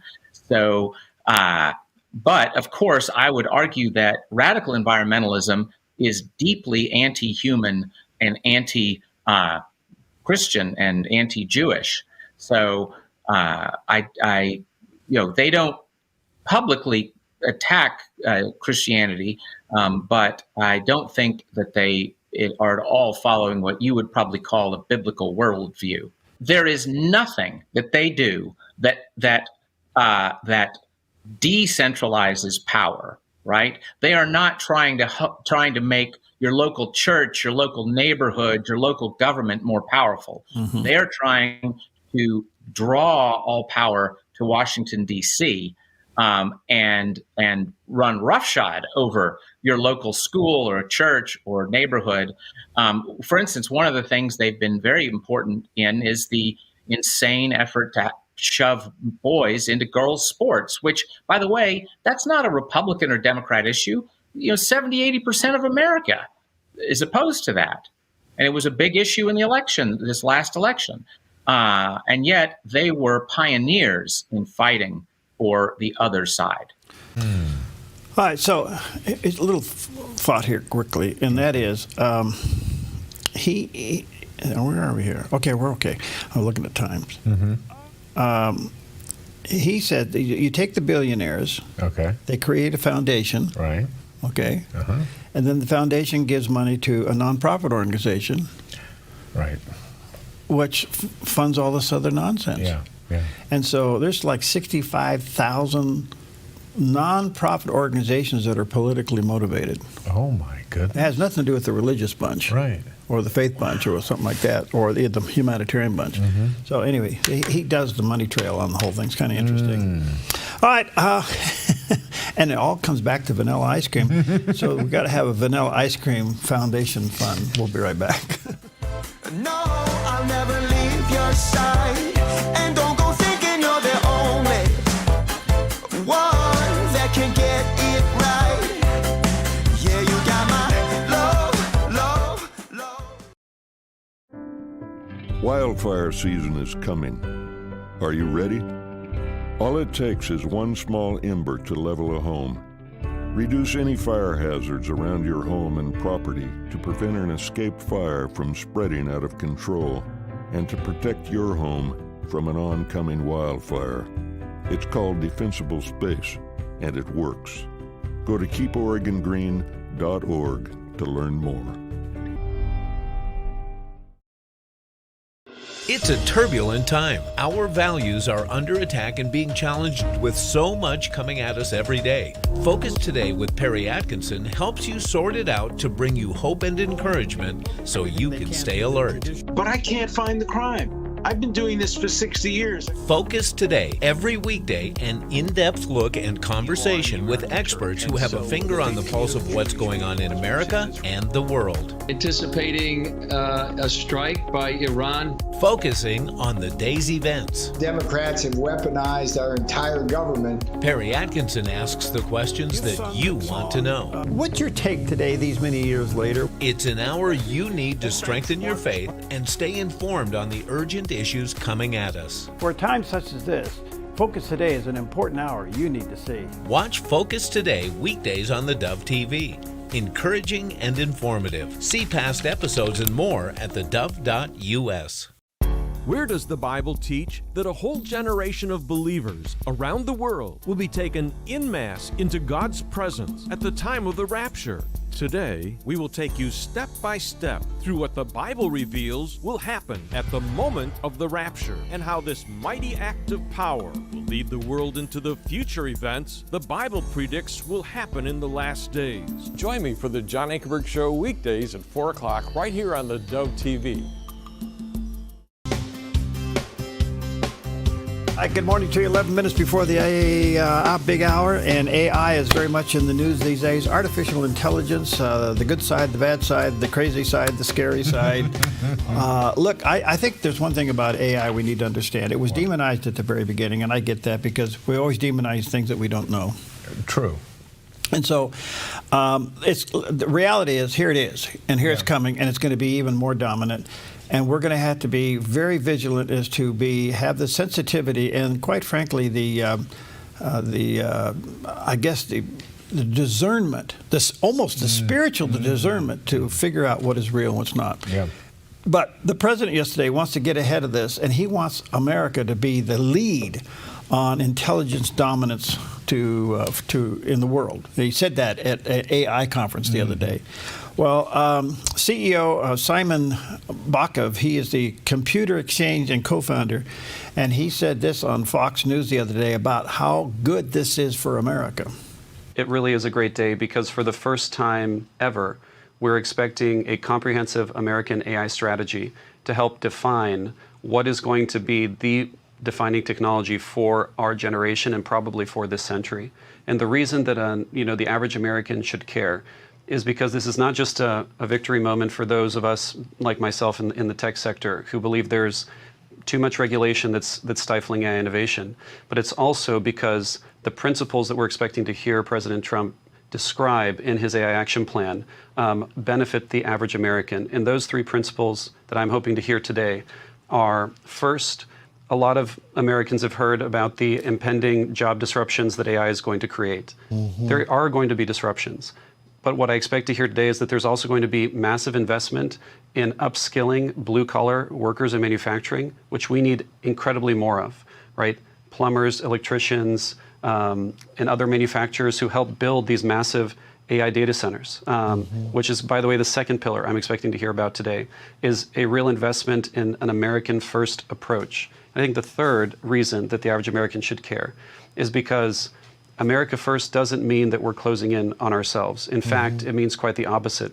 We're going to go out and counter China, and as President Trump shared in the clip that you just showed, we lead, American companies lead in technology dominance across the stack, from chips all the way to the leading AI models.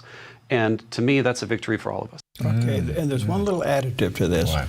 Most of America, I shouldn't say most of it, a big chunk of America's industrial base left the country and went to other countries for cheap labor. Right. Part of the economic equation in bringing these people back is to pay the wages in America so that America's standard of living continues to go up. Right. Right. That's part of the equation. And so giving these companies incentive to bring their companies back or to move their companies here through tariffs and other means will pay our labor prices, and everybody wins.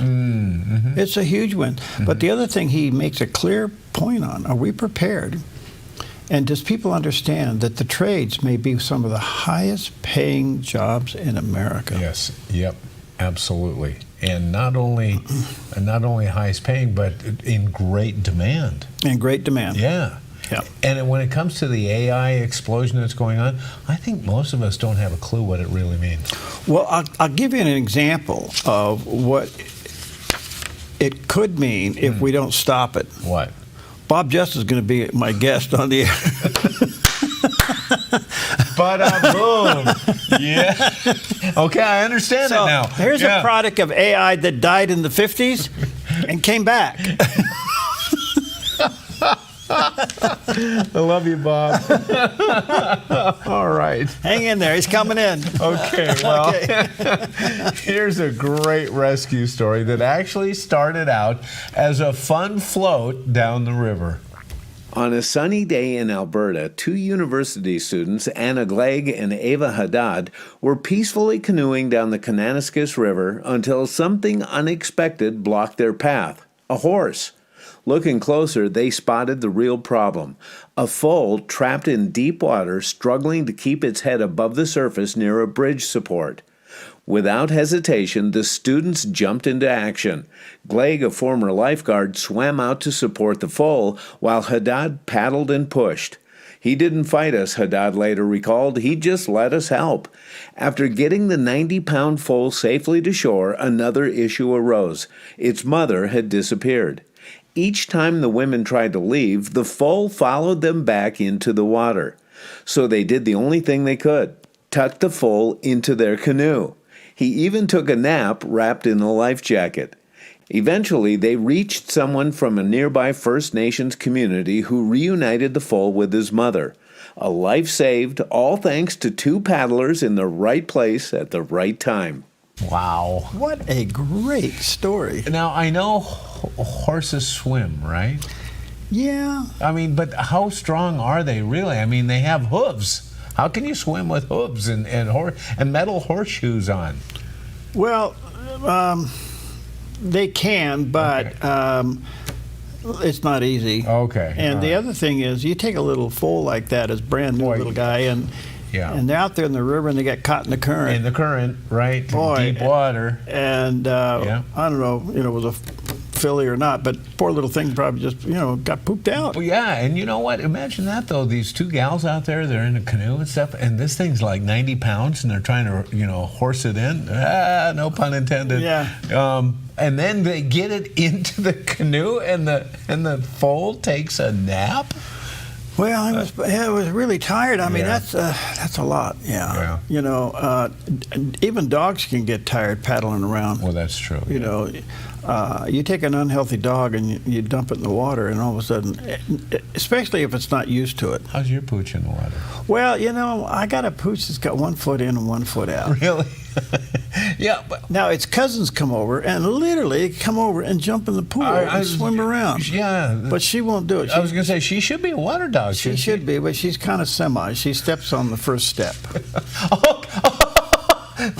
That's hardly semi. No, and then the other two are swimming around like they're fish. Yeah, right, yes. I don't know. It's a little peer pressure going on there. All right, good morning to you. 1 John, that's the little John in the back of the book, chapter 3, verse 18. My little children, let us not love in word or in deed, but in deed, or in word of the tongue, but in deed and in truth. There you go. Take that with you today and take a walk and do something refreshing today. Iced tea is Jerry's biggest one. Woo-hoo. Okay. Put your gold in an envelope, mail it. Hopefully you get a check. Nah. Father and son jewelry, bring your gold in, we weigh it, we check it, we make you the offer. Or turn your something old into something new. Whether it's an idea, a picture, or a piece you want to duplicate, we can melt it down and make it for you. If you find your perfect piece in store, trade your something old for something new, and you always get a little extra. Visit Father and Son Jewelry, 5 generations of family in Medford.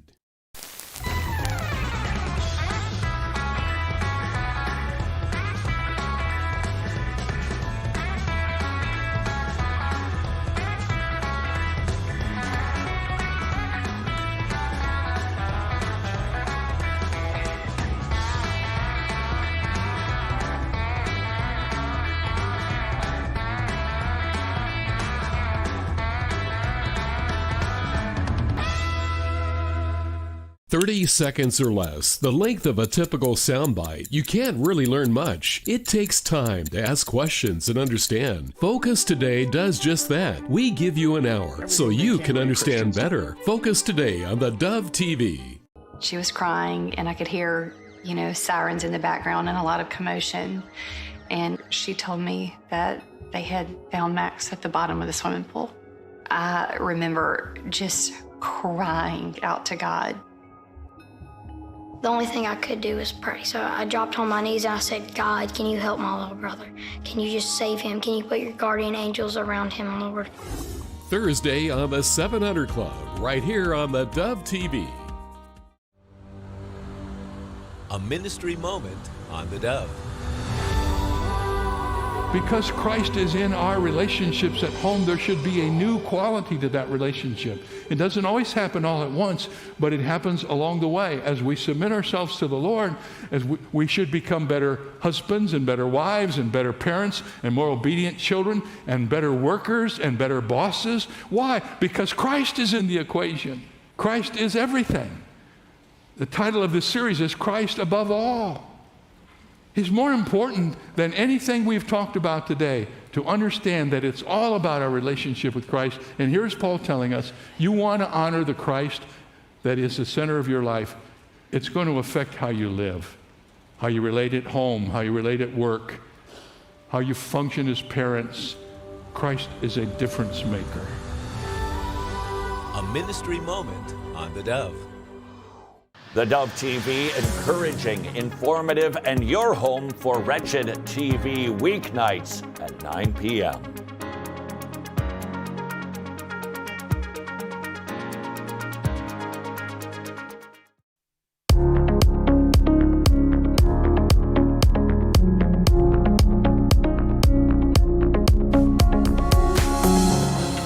to Focus Today. I'm your host, Perry Atkinson. Always a joy and a challenge to have Bob Justin in the studio with me. I'm just kidding.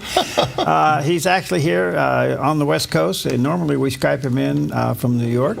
But he's here today, and we're taking on a subject I know that's very dear to his heart, and I think that will be very beneficial to us around. We've been in and out of this topic a lot over the years, but we thought today what we would do is maybe take a look at it a little closer.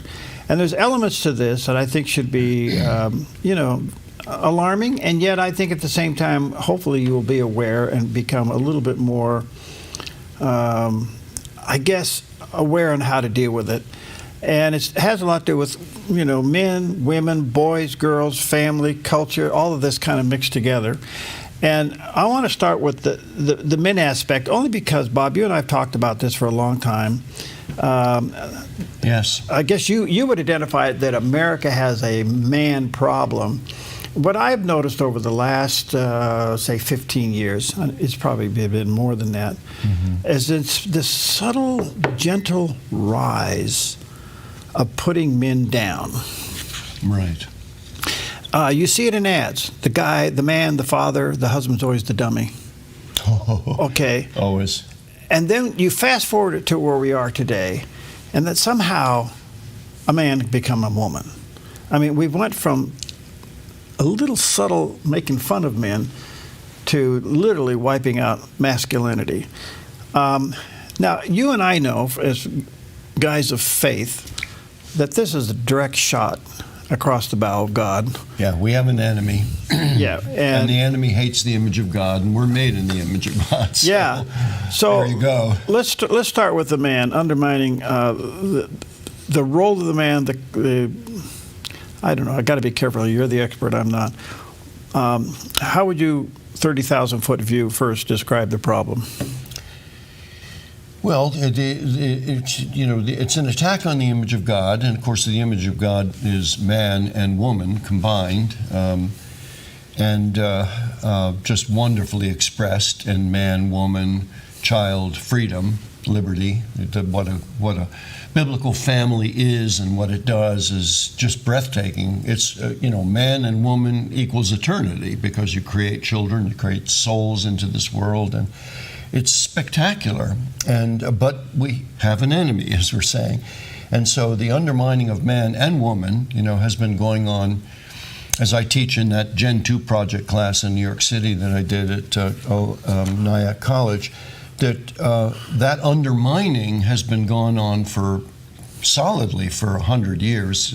Mass media began pretty much in the beginning of the 20th century, and so as I tell the young people that I teach in the 20s and 30s, most of them, the culture's been at war, as Dr. Dobson has said, the culture is at war with parents. And so I would tell these young people, your great-grandmother, your great-grandfather were propagandized by Hollywood and by radio, which began in the early part of the 20th century, and then later, of course, television, and on, right? So this battle has been going on for so long that it's like we've been down so long, Perry, it looks like up to us. We don't know what manhood, what womanhood is. The churches do, the biblically faithful churches do. It's difficult to teach, and because there's such hostility to it in the culture. So that's what we're dealing with, and of course, the undermining of men, the return to biblical family power, you might say, begins with the men, because the women who love men, and most of our women do love men, and honor men, will respond, I think, powerfully when they see a rising of traditional men. They want us to rise up. It's fathers back to the children and children back to the fathers, as Malachi says, the end of the Hebrew Testament. And imagine where women are. They're rejoicing. They are rejoicing, and that's what we need to heal, to begin to reknit our social fabric. All right. So this surgence of returning men back into the culture in their proper biblical position, authority, has come and gone out of our culture in our lifetime several times. And probably one of the biggest ones was Promise Keepers. Big. Okay. I used to call Concerned Fathers Against Crime, which we launched in 1994 in Grants Pass, I used to call us Promise Keepers in Action. Okay. I mean, Promise Keepers had a huge effect. Had a huge effect, but it fizzled. It fizzled. That event was huge. They came home, and it fizzled. Why? Men are by their nature action-oriented and decision-oriented.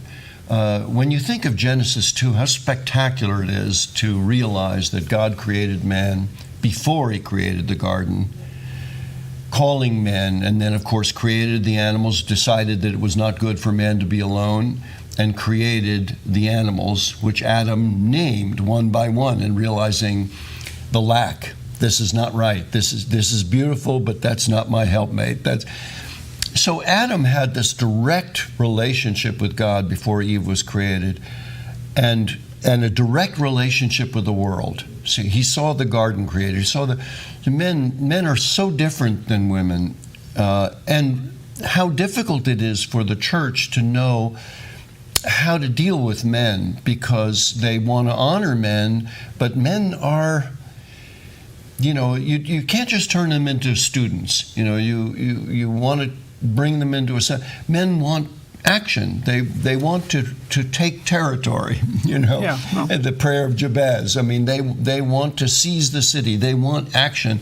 And so, when Promise Keepers sent the men home, it was the churches were just not really sure, well, what now? What do we do now? Mm-hmm. Okay, so... I mean, again, that goes to concerned families and concerned fathers, because what we designed is an action method, not just for men, but later on for mothers, concerned fathers, concerned mothers, and concerned youth. So to raise up the family in a visible, action-oriented way with men in biblical leadership. So we have a father board and a mother board, which we'll get to, and a youth board, and they're in biblical relationship. We're honoring God. And so...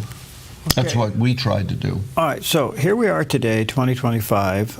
Most statistics will show that roughly 50%, if not a little above that, boys today are being raised in a broken home. Yes. So the model of masculinity, the model of fatherhood, the model of hunter-protector, is not there. And yet, I just had George Barna on the other day. He's really quite a guy. Oh, yeah. We trot back and forth quite a bit. And his latest research shows that there is a genuine interest among young boys, young men, to pursue biblical truth. So something is brewing, where a lot has fallen through the cracks, and we have this 50% that's been raised without a dad in the home, or from a broken home, or perhaps a stepdad. The model that they needed to succeed never was in place long enough for them to mimic it. Right, and you're, of course, you're speaking to my heart. We've known each other a long time, and your audience has heard my story more than once, but I come from a broken home, so I resonate deeply with what you're saying. And Concerned Fathers Against Crime, and we'll be talking, I know, about birthday. I mean, Concerned Families is a larger move, so, but to start with Concerned Fathers, generational transfer. Even before we created Concerned Mothers, it took us 10 years to really figure out what we could do with the mothers that they could do once every 2 months, because our goal is lots of people doing a little. Everybody's busy, especially Christians, church work, family.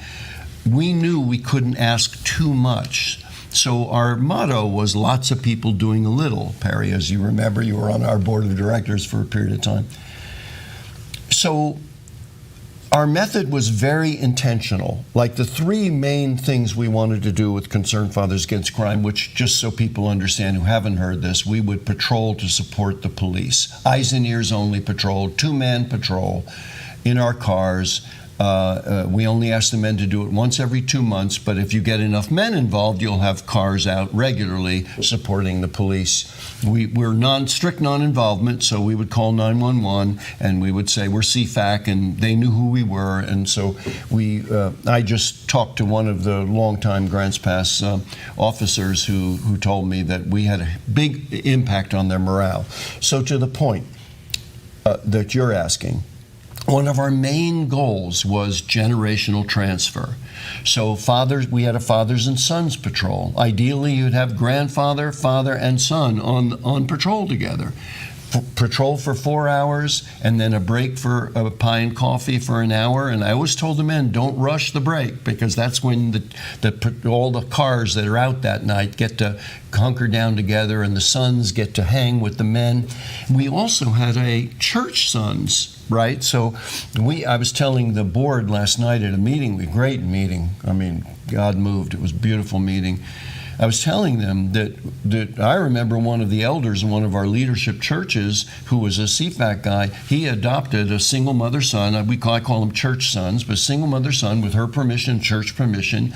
And we always have 2 men in the car, so the boy is never alone with him. It's always 3 people at least in the car if a son is along.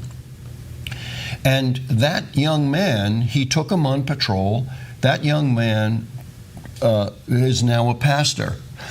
I mean, the impact, we've been going for a long time, so you think of the generations. So generational transfer is a very important part. Let the young men, let the boys be with the men on a manly mission, on a biblical mission, protecting, guarding over, caring for. Good father authority expressed in the community. And then the other thing is friendship evangelism. That's really an important thing. You have an opportunity to reach out to a friend at work and say, who's not a believer, and say, come on patrol with me. We work with law enforcement. Wow, that's great. Good guy wants to go. Yeah, come on. Next thing you know, you got 4 hours driving around doing a responsible thing. You get an hour over pie and coffee, and you can get to know each other deeper, and the chance for evangelism is real. When do you get a chance to hang with a non-believer that you admire for hours?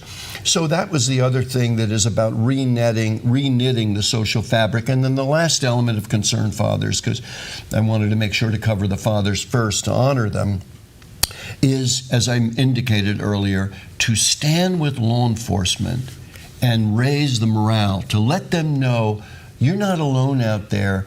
We are out there with you. We care about the world you are dealing with, and we support you. We're not a watchdog group.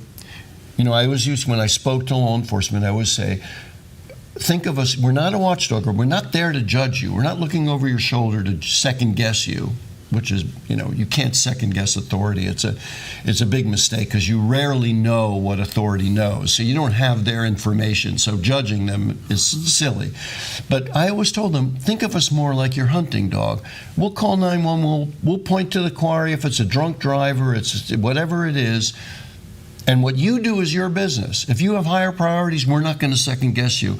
And when law enforcement realized that we were acting as a helpmate to them, and they just loved us. And, as I say, that was the impact. So you have the benefit of generational transfer, pouring into young men, pouring into boys, friendship evangelism, really making a difference with friends of yours who are not believers, and supporting law enforcement that is out there doing a tough job and needs to know we honor them. Mm-hmm. Wow. Okay, let me take a quick break, and when we come back, we'll kind of change the gears a little bit. We talked about men. Let's talk a little bit about women. Yeah. We'll be very careful here. Blessed women. We'll be very careful here. And it'll be Bob's opinion, not mine.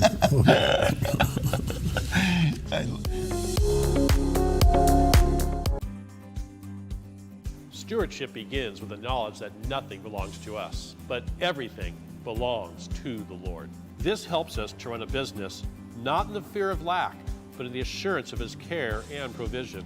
Such a perspective eliminates the drive to sell and replaces it with a heart that says serve. This begins with serving our clients and coworkers with integrity and genuine care. That's why at Kelly's, it's automotive service with a heart for God and treating others as we ourselves would want to be treated. Our promise is to never sell our clients anything we don't believe they need. Another is to do all we can to meet other needs, such as shuttle service and loaner cars, or taking the time to really listen, even at times praying with our customers. Sometimes this means sacrifice, going above and beyond. But that's why I work for Kelly's Automotive Service, honoring God while serving people with honesty and integrity. At Sweet Tea Express, we've got you covered. Order at the counter and our friendly service staff will do the rest. Burgers, salads, sandwiches, barbecue platters, sides, and more. Smoked, grilled, and served to perfection. Sweet Tea Express, breakfast, burgers, and barbecue. Life is complicated enough. Why worry about what to do with your extra car? Skip the costs of maintaining it, storing it, insuring it, or renewing registration. Car repairs? Forget about it. Here's one easy solution to your car problem. Donate it to our station. It's fast, free, tax deductible, and if you donate, you're going to feel incredible knowing you're supporting quality programming. Interested? Just call this toll-free number or donate online. Thank you. Cliff Connectley travels across America to give an answer to questions, doubts, and challenges concerning faith. So one of the reasons I believe that God exists. Join him for Give Me an Answer, weekdays on the Dove TV.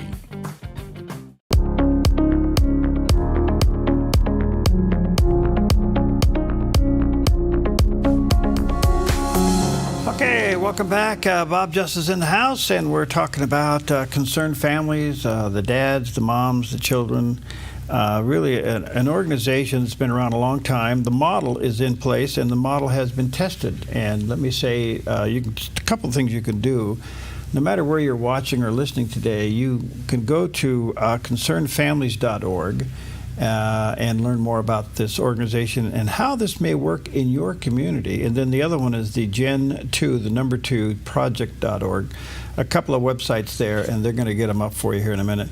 A couple of websites. So concernedfamilies.org, Gen, the number 2 project.org is where you can get more information. All right, let's go to the moms. Let's go to America's problem with women. Do you remember the women's movement in this country?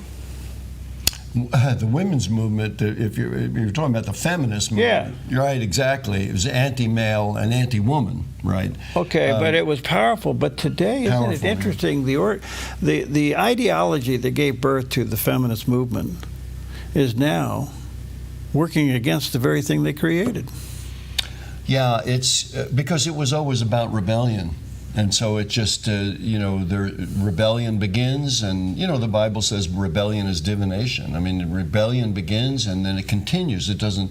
Now, there are feminists, like I told you about, we mentioned that article, Where Have All the Men Gone, which is an article I recommend, which is about a New York Times article where a feminist is sadly crying out to men, where are you? Return to us. It's very sad, actually, because a lot of secular people who don't know the Lord, good people, they're trying to figure it out. They're trying to make life work, but they're lied to. They're influenced by the culture, and a lot of young women believed those lies when they, before they were mature enough to start to think, wait a minute, this is kind of anti-male, and I like men, so these women are not against us, but they've believed lies.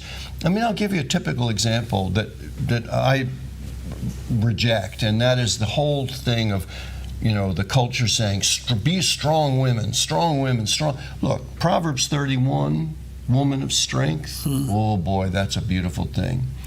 But when the culture says, be strong women, they're saying, be a woman who doesn't need a man. I mean, actually, a little bit of contempt for men. You're a strong woman. Well, you know what?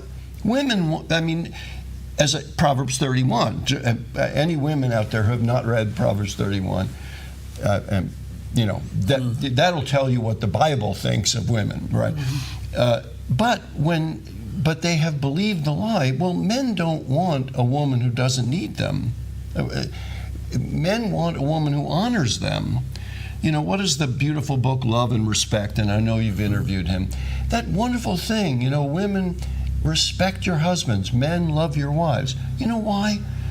Men, God put men in a position of authority. Well, if you don't respect my authority, look, you were my boss for years. I was a regular on the show. If I didn't respect your authority, what am I even doing here? What would you want? You wouldn't want anything to do with me, because part of our relationship was you were my boss.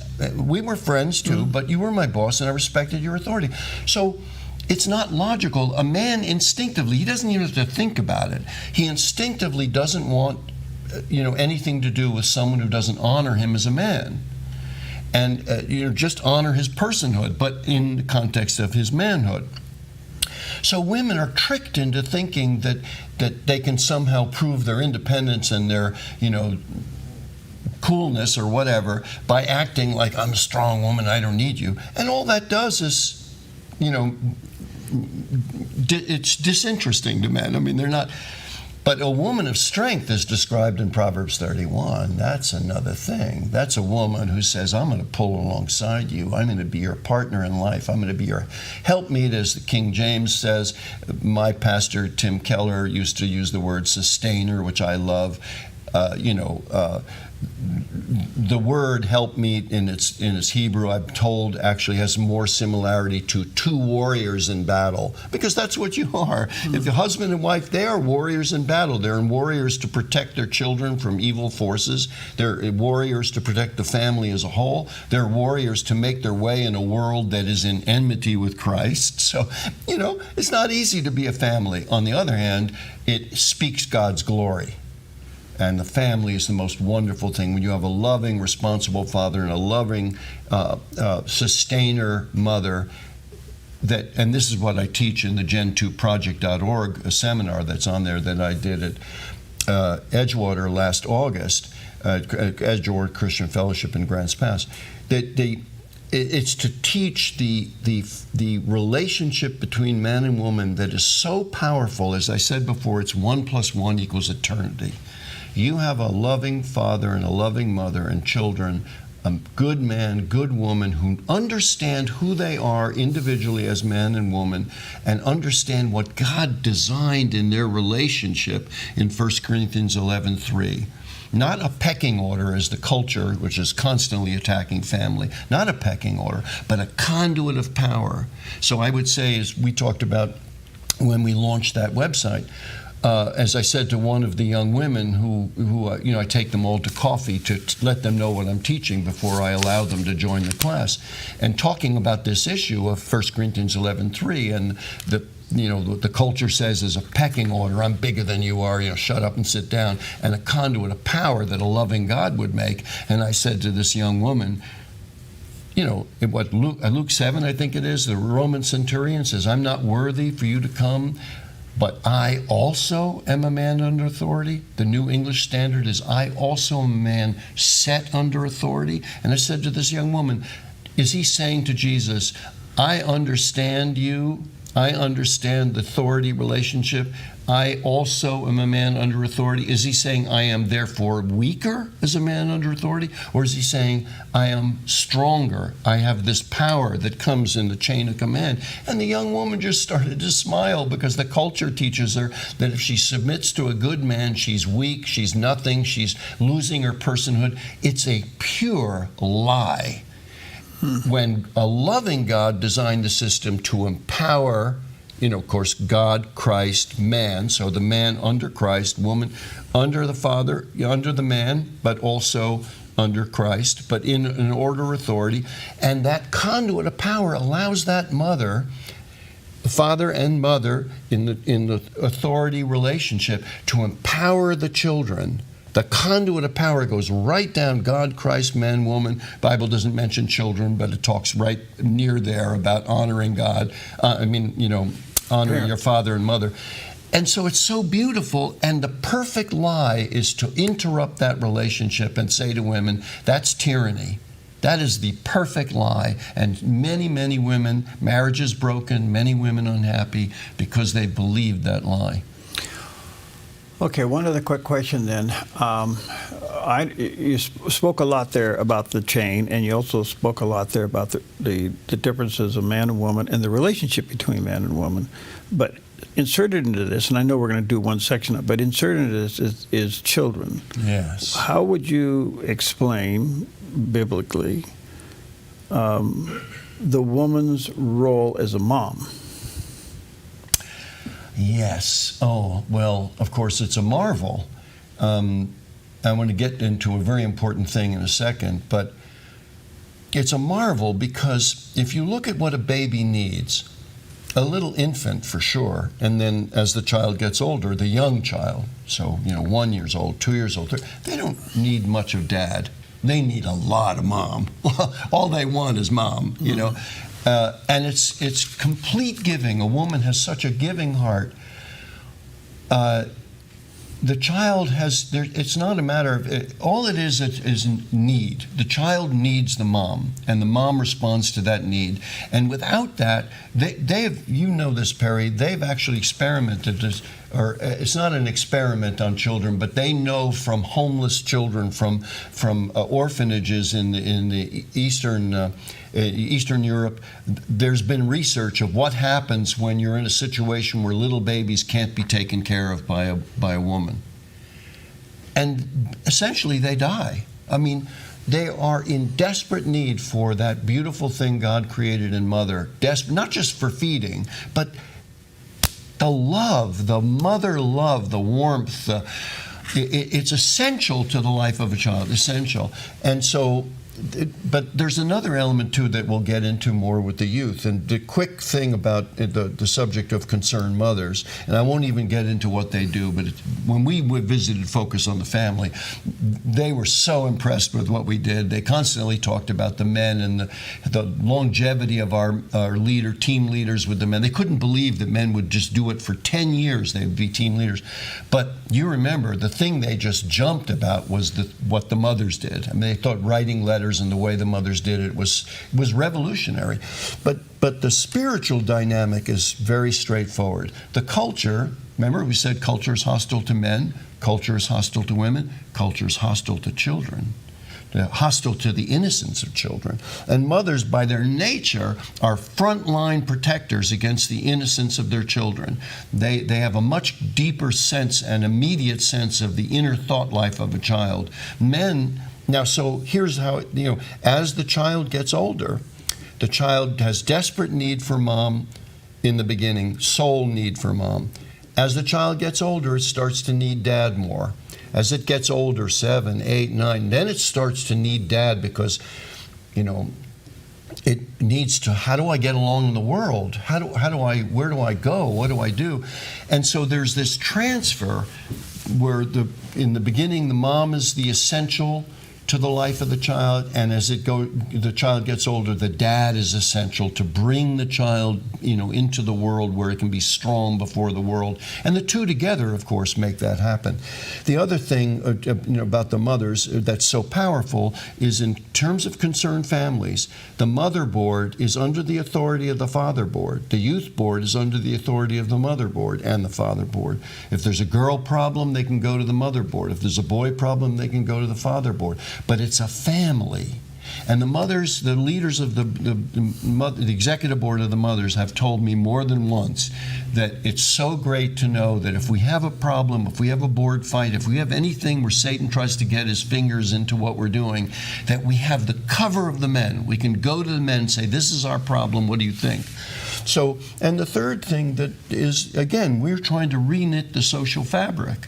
Community, the subject of dying community, as you know, Perry, has been going on the books have been written about this going back to the 1950s. And of course, the famous one 25 years ago was Bowling Alone. But the point is, our society, community, has been historically so essential to a healthy society, a healthy city, community. Well, what we're trying to do in a biblical context, primarily with the men and women of the church and the youth of the church, but also pulling in good-hearted non-believers, is to re-knit that community. All right, let me take a quick break. Got a little bit more about the children part of this equation. A couple of websites, concernfamilies.org. There is that website, picture of it, concernfamilies.org, talks about birthday. We'll mention that in a moment. And then Gen 2 Project, generation, and then the number, or Gen, then the number 2 project.org. And we'll get you a picture of that coming up in just a moment. We'll take a quick break. We'll be right back.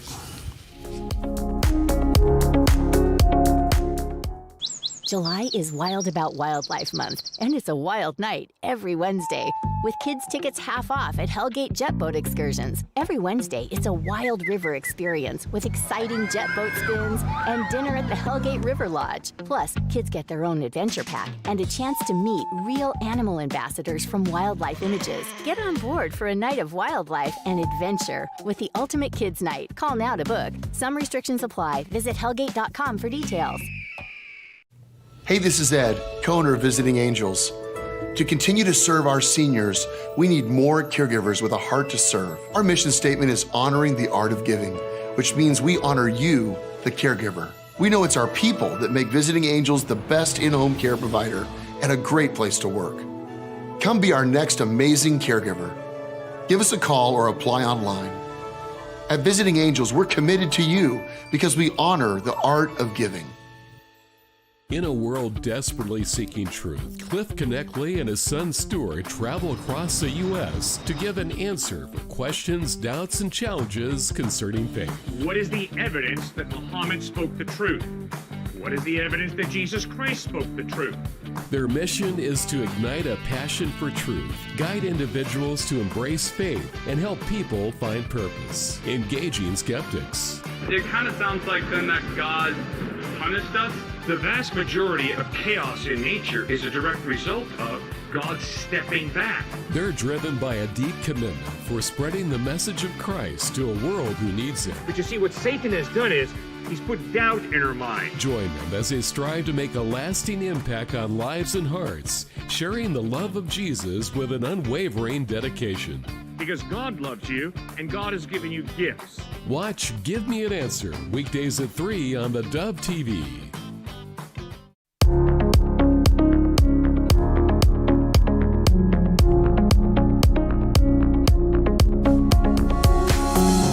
Okay, welcome back. Bob Justice with us, and talking about families and how families in America today have really been pushed around, and I'm being mild about that. How men have been pushed around to be insignificant. Women have been lied to about where they think their happiness may be, and then we get to the children part of the equation. And in America, sadly enough, 50% now are being raised in broken homes or blended families. And it's no longer an anomaly. It's almost beyond normal. I mean, it is normal. I mean, it's just the way it is. And what does that mean? A couple of websites for you. And again, let me just say to our viewers and listeners, wherever you are listening, the model that has been created years ago and has proven to be very successful in Grants Pass, that model proves that it can be done anywhere. And you can go to concernfamilies.org. There's a picture of that landing page. It says birthday up there. We'll talk about that in a minute. That's one thing Concerned Families can do. And then the other one where Bob also brings us in, and there's a little bit of a message there that he gave at a church, but you can go to gen2project.org. There's that landing page. There's a picture there, and you can watch that Gen 2 Project video there. So a couple of places to go. Thank you, Bob. Okay, so Bob, I want to come to children. What's interesting about this, and it's, boy, I tell you, let me put it this way to just kind of make it stand out. I don't think that I'm exaggerating at all. But if I had 10, possibly 20 Christian counselors that I could trust, I could fill their calendar in a week. And it has a lot to do with the broken relationships within families and the impact that it has on children. There's a lot of hurt out there. So, and I'm not exaggerating that. people have asked us to start a counseling. I can't even think about the liability of that.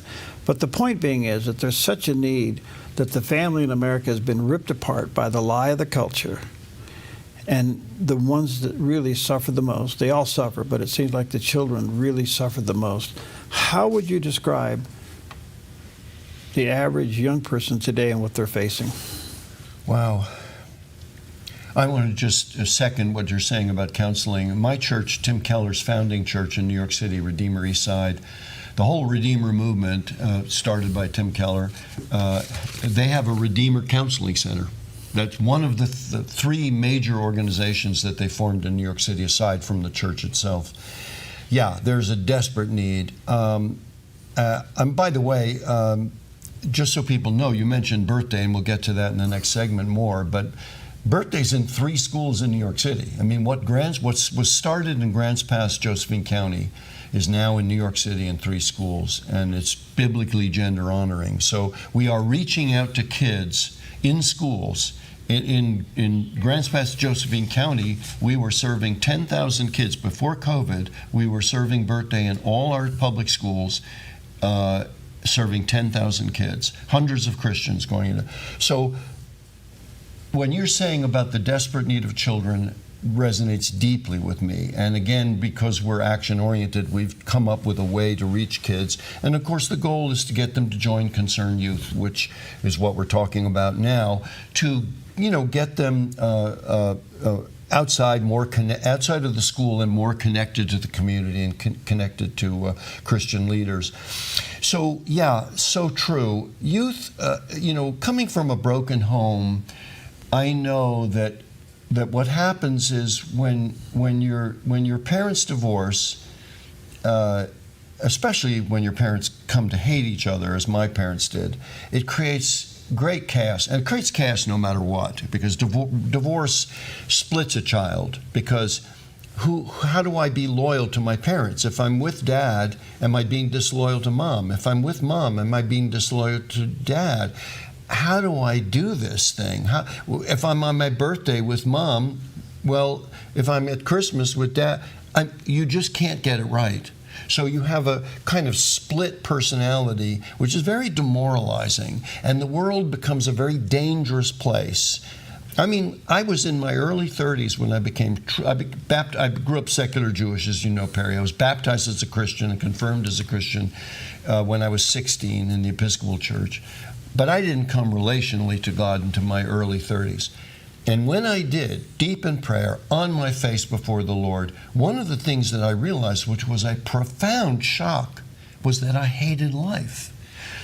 Life was dangerous. Life was, because I didn't have the experience of mom and dad loving each other and raising me right. So mom took care of me when I was very little and made sure I was secure. Dad started to pull me toward the world and make sure I was secure in the world. And the mom and dad together, that sense of love and completeness. And then you get strong and you learn about good followership from mom and good leadership from dad. And you see how that leadership and followership thing can transfer, as I talk about in the Gen 2 Project.org seminar. So the child then comes into the world strong. Okay, I can do this. I can do this. Well, I didn't have that. And by God's grace, in my Christian walk, I came to that. But, all right, so backtracking. Young people need to feel secure, to have a sense of community.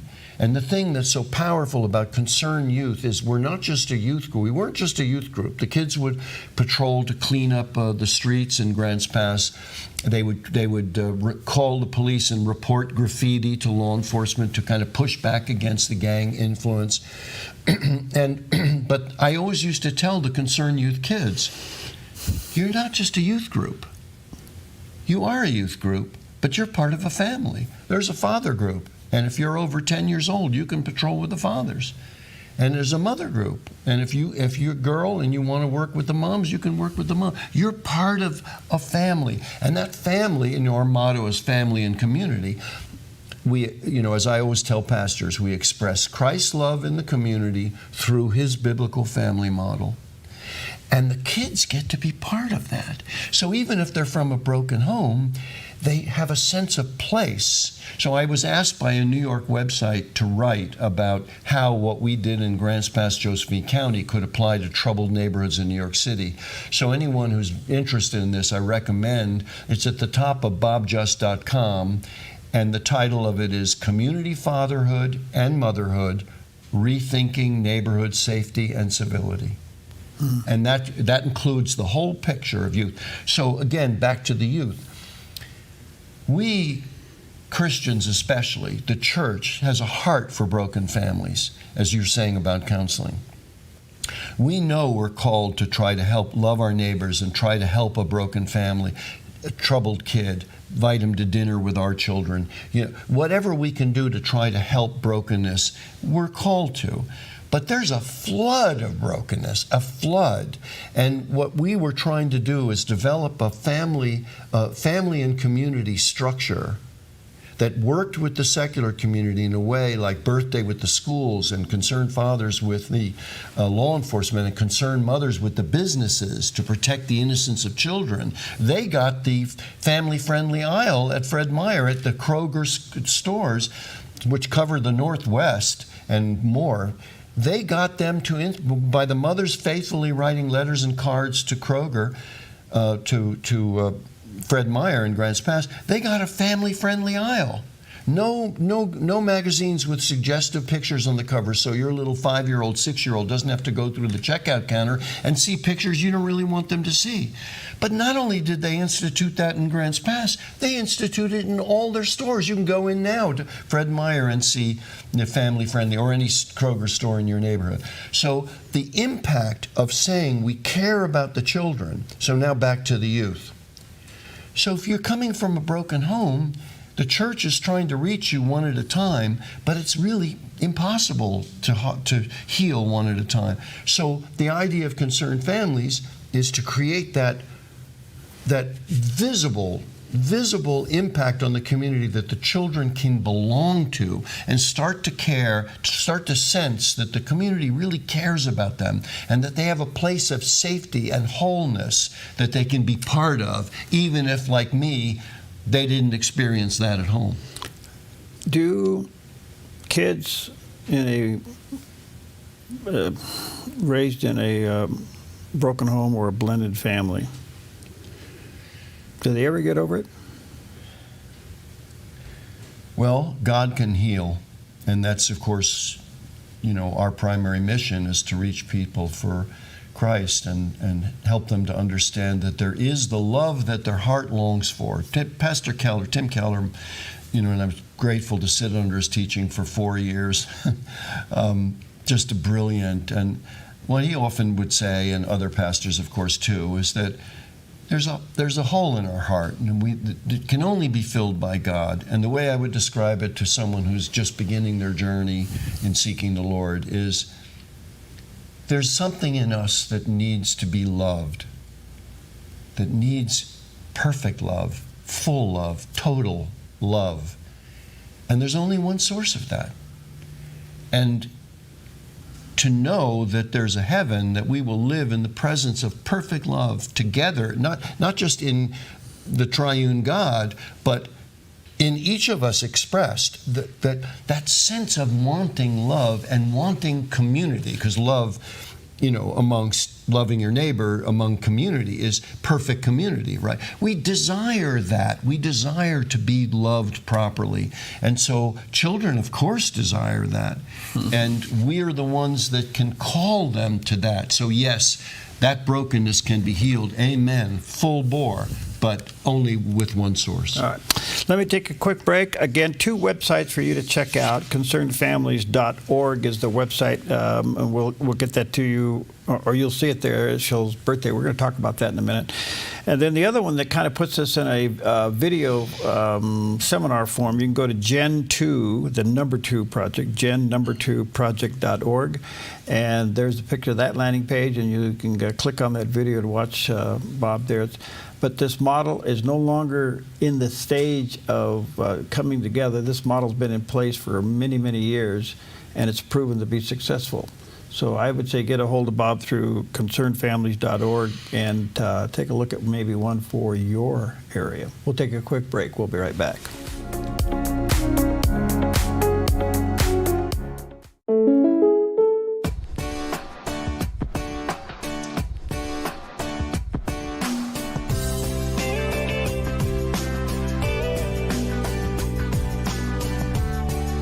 Combining your home and auto insurance could save you time and money.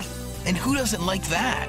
Want surprisingly great rates on auto, home, and life? Now's the time to call State Farm agent Rory Wold in Medford. Like a good neighbor, State Farm is there.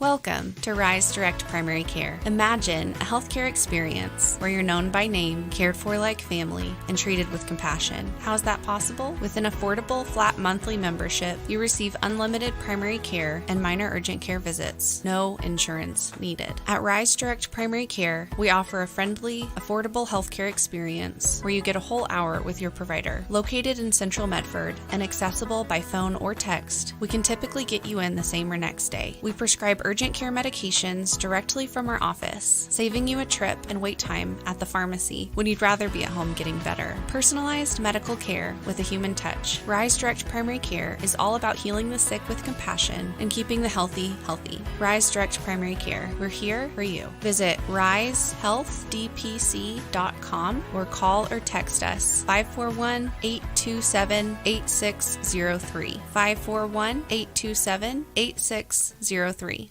The right cleaning company matters. Choose Dust Plus Cleaning and Carpet Care, a family-owned company proudly serving Grants Pass and nearby communities for over 25 years. We're passionate about delivering the best, whether it's carpets, using purified water for no window spots, or carefully washing solar panels. We're committed to superb customer service from start to finish. Radiant spaces from local professionals. Request a free quote today.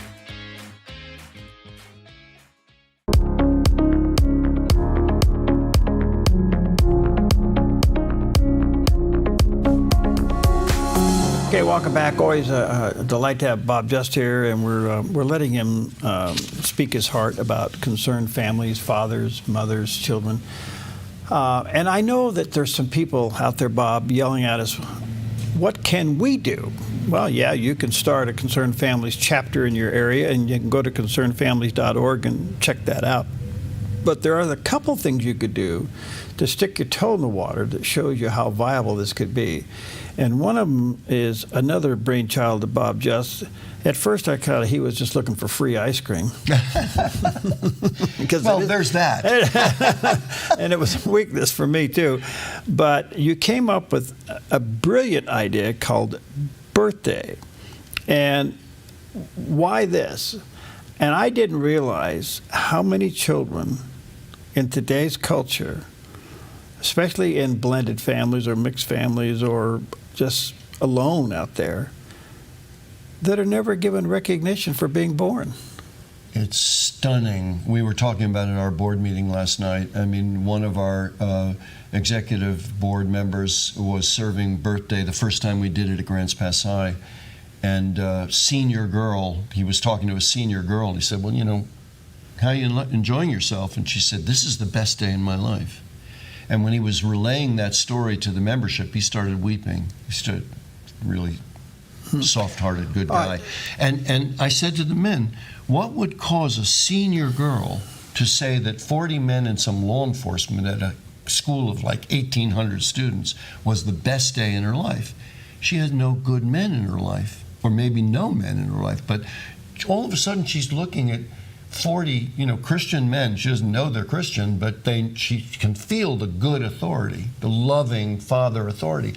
And it's like, wow, that's the reaction. The hunger out there for good father love is huge. It's huge. Okay, so it's a ministerial opportunity. So what is Birthday? Okay, let me lay it down, but let me just say before I forget, COVID knocked us for a loop, just the way it did the whole country. So what you're saying about we operated successfully, we proved the model, and I talk about it in that article I mentioned on bobjust.com. There's a picture of Birthday in New York City. It's right at the top of the website, so you'll read the article. We described what we did, but right now we're trying to recover. So we're just like every other. Okay, but community. what is birthday? Okay, so birthday. Birthday, simply put, is celebrating everyone's birthday on the same day. So birthday is an official day. It's May 1st. And the way I describe it to a secular school principal is you have Earth Day, celebrating care and honor of the planet, forgetting what the left does with it, just that's the principle. Earth Day is about a week later, celebrating the care and honor of the people, honoring people. So when you honor the day that a person comes into this world, known by God, unique creature, we put up signs that say there's never been another you and there never will be again. And even science says that. Mm-hmm. So when we're looking at the child, we are treating them like Jeremiah 29. God has a plan, a purpose for you. Wow, I'm meeting you. Wow, good to meet you. Have some ice cream. And you're talking gender honoring. So at the high schools, it's the community fathers. And the elementary school, it's the community mothers. And in the middle school, it's one or the other or both. In New York City, we do one or the other. The Concerned Mothers, which launched it in Grants Pass, they did the elementary and middle schools, and then it wasn't until we got to Grants Pass High and the other high schools in Josephine County, we did them all, that the fathers did their job. But it became beautiful because goodness gracious, except for COVID, if you were a senior this year celebrating birthday, you've been doing it since something like 3rd grade. Mm-hmm. So every year, these people you don't know come into the school and honor you, and the impact that has on children from broken homes, children who have that need of mother love or father love, specifically, of course, highly important father loves, especially by high school. It's life-changing. It's just like, I've told you the story many times when I was in boarding school. When my parents divorced, I was in boarding school from 5 years old to 9 years old, right? And when I was 8 years old, the local police came into my school and put on a show for us and gave us a little cardboard box with toys. We each got our own box. I sat it on my lap, and they put on a show for us. And back then, law enforcement was all male. And all I could think of was, wow, I didn't think this literally. As a child, I just saw these, men, these impressive men, and they were there for me. But in the end, what it meant to me is good father authority. My mother left my father. He had no choice in it. She got custody. But the point is, a child doesn't understand that. All a child knows is dad is not there. And all of a sudden, these men I didn't know were there caring for me. And it made me realize that good father authority, good father love, good father responsibility, caring for me was bigger than my own family, and eventually pointed up to Father in heaven. All right, so birthday is where you go to a public school and you talk to the administration there, and you bring your team in, and you're going to give away ice cream, free ice cream. Ice cream sundaes. Okay. To everybody. To everybody, teachers too. It's everybody's birthday. It's everybody's birthday, and you're recognizing them as unique, obviously. Yes. Yes. So, do you find that the public schools liked it in the end? Oh my goodness, they loved it. Grants Pass High put our Happy Birthday Everybody sign over their front door. We used to hang a Happy Birthday Everybody sign over 6th Street in Grants Pass. The high schools loved it. Everybody loved it. If it weren't for COVID, it would be operating now, serving 10,000 kids. We had guys in Illinois Valley serving there, everywhere in the county. New York City, I mentioned earlier, we're in 3 schools in New York City. They love us. The principal of our South Bronx school, and the school is mostly, black and brown kids, Hispanic and African American, and of course our team going in there is, all different, black, white, Hispanic, and they're looking at us, and we're brothers loving on each other, Christian men serving them. Well, the principal of the school wrote us a letter and said, in the letter she said, for many of these children, it was the first time in a long time they felt seen. And I said, that's it, right? They felt seen. But then seen by who? Seen by good authority. Men who care, who clearly care for each other as brothers in Christ. They don't know we're Christian, but they can see how we behave and care for them. wishing them happy birthday and making it personal. Every child gets it. So we'd make the ice cream sundae. People can see it on the birthday video, which is on the Concerned Families website, or birth-day.org. Don't forget the hyphen, birth-day, because it's a day, May 1st.org. The video is 3 minutes, and you can see how the children react on the video. I mean, it's stunning. And why? A simple birthday wish. Why? Because there's a mystery.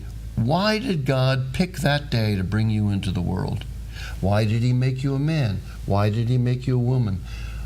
It's mystery. It's mysterious.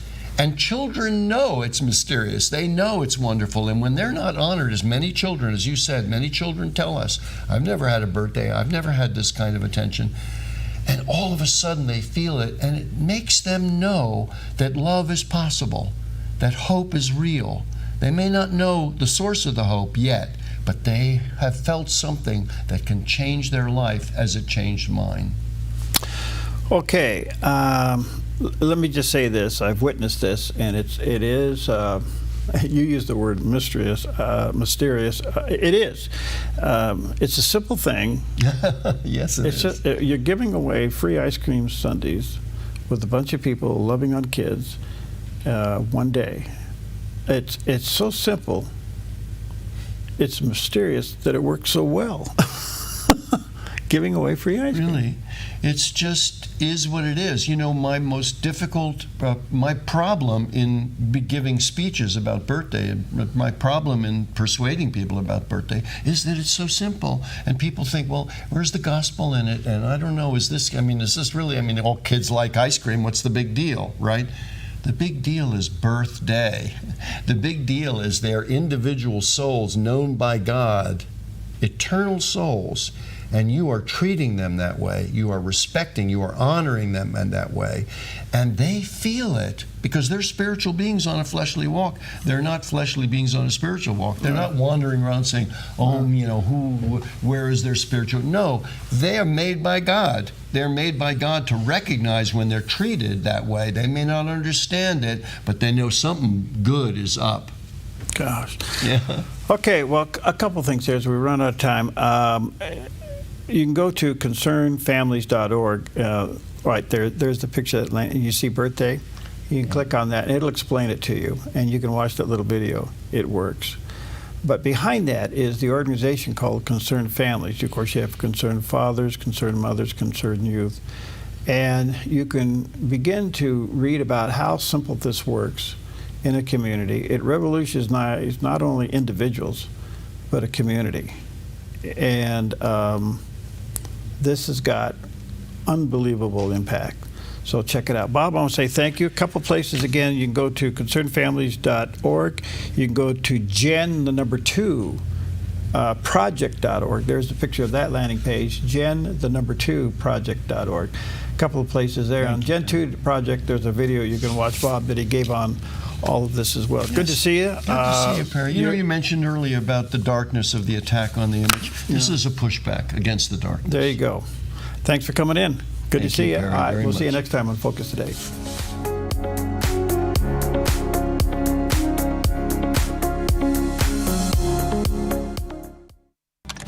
Black Flag Armory offers top brand affordable rifles, shotguns, handguns, and gear. We also offer an array of classes emphasizing safety, self-defense, and accuracy. We strive to provide the absolute best possible experience when buying a firearm. Family friendly for every skill level. Black Flag Armory in Medford and Grants Pass. Online at blackflagarms.com or 541-499-0779. 541-499-0779.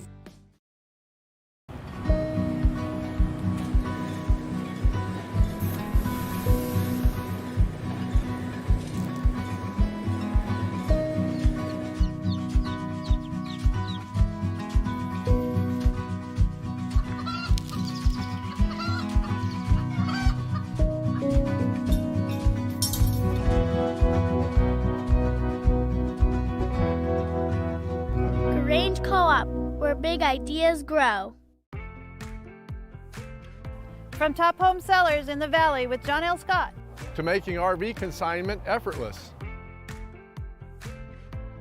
American RV, where Team Toner gets your RV sold fast. Have you seen Mornings on the Dove? Iran did attack Israel yesterday, and that has escalated. This is the cost of freedom and liberation. It doesn't minimize the pain and the suffering here and the death. G7 is interested in monitoring their program. Trump says, we're way past that. Yeah. We're eliminating it. Dads have power in their words. Wake up to information. Mornings on the Dove, weekdays. Enjoy the Dove. Help spread the word. Tell someone who needs the love of Jesus about the Dove's encouraging and informative programming. Spread the word.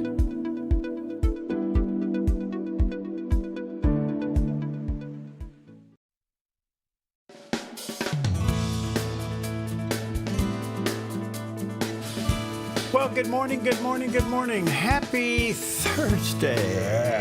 Yeah, we call this Friday. Abe, good morning. Welcome to the Jerry Building Psychological Center. And good luck. Yes. Hop on the couch and we'll tell you something. It may be true. It may not be true. You know, I don't know if I can take any more analysis. I get enough at home. Oh, do you? Oh, yes. Well, no, wait a minute. You know, you and I we're entitled to give some analysis, aren't we? Well, true. Occasionally. I just have to be careful where I do it. Well, this is the spot. This is the Jerry Building Psychological Clinic. And hop on the couch, and in the next couple of hours, you're going to have a good day. Oh, it might happen. Yeah. Good We'll tell you if you're red, green, blue. If you're an otter or you're a Labrador or a bulldog. Or a poodle. Yeah, or a bull in a china shop. There you go. Anyway, good morning to you. A lot going on in the news. There always is. It's a revolving 10-minute door. Oh, boy. We'll try our best to get you up to date. It's going to kind of even off today, temperature, and start to back down a little bit. Yeah. And we'll talk about that, so it's kind of nice. I just took a walk around the building, and a little bit of smoke in the air, but not one aviation fighting piece of equipment. Isn't that interesting how we kind of get geared for looking for that right now? So when I come pulling in here, and I'm coming past the Silver, the bomber over here, I'm always looking, what do we have today? Who's here? What's going on? And there's nobody. So I was just talking to a guy out there. We were yakking about it and how they're moving these planes around so much faster these days. Okay. So they're still fighting the Butler fire down south, and then the other fire up out of Reading, out of Redmond. And so those planes are probably being based out of Moses Lake. It's a short flight down to fight that fire, and the Butler one's probably coming out of Reading. So right now we're tanker free. I'll be. So thank God. Yeah, I was going to say that's encouraging. Yeah, it's encouraging. So all right. Anyway, good morning to you. What's going on? Well, it is one of the warmer days of the week. We're going to start backing off. It's a good day for refreshments. It is National Refreshment Day. All right. Whatever floats your boat. Let that be it. For me, it's a lot of iced tea these days. I'm drinking a lot of iced teas through the heat. Yeah, it's good stuff. You and Uncle Si? Yeah, Uncle Si. He likes it. He likes it in those old plastic cups? Yes, that's right. Yeah. Okay. Also National Cousins Day. Oh. Recognizing the lifelong relationships that grow among cousins. Whether you grow up next door to your cousins or at a distance, you have a very common bond with them. It's oftentimes easy to get back together.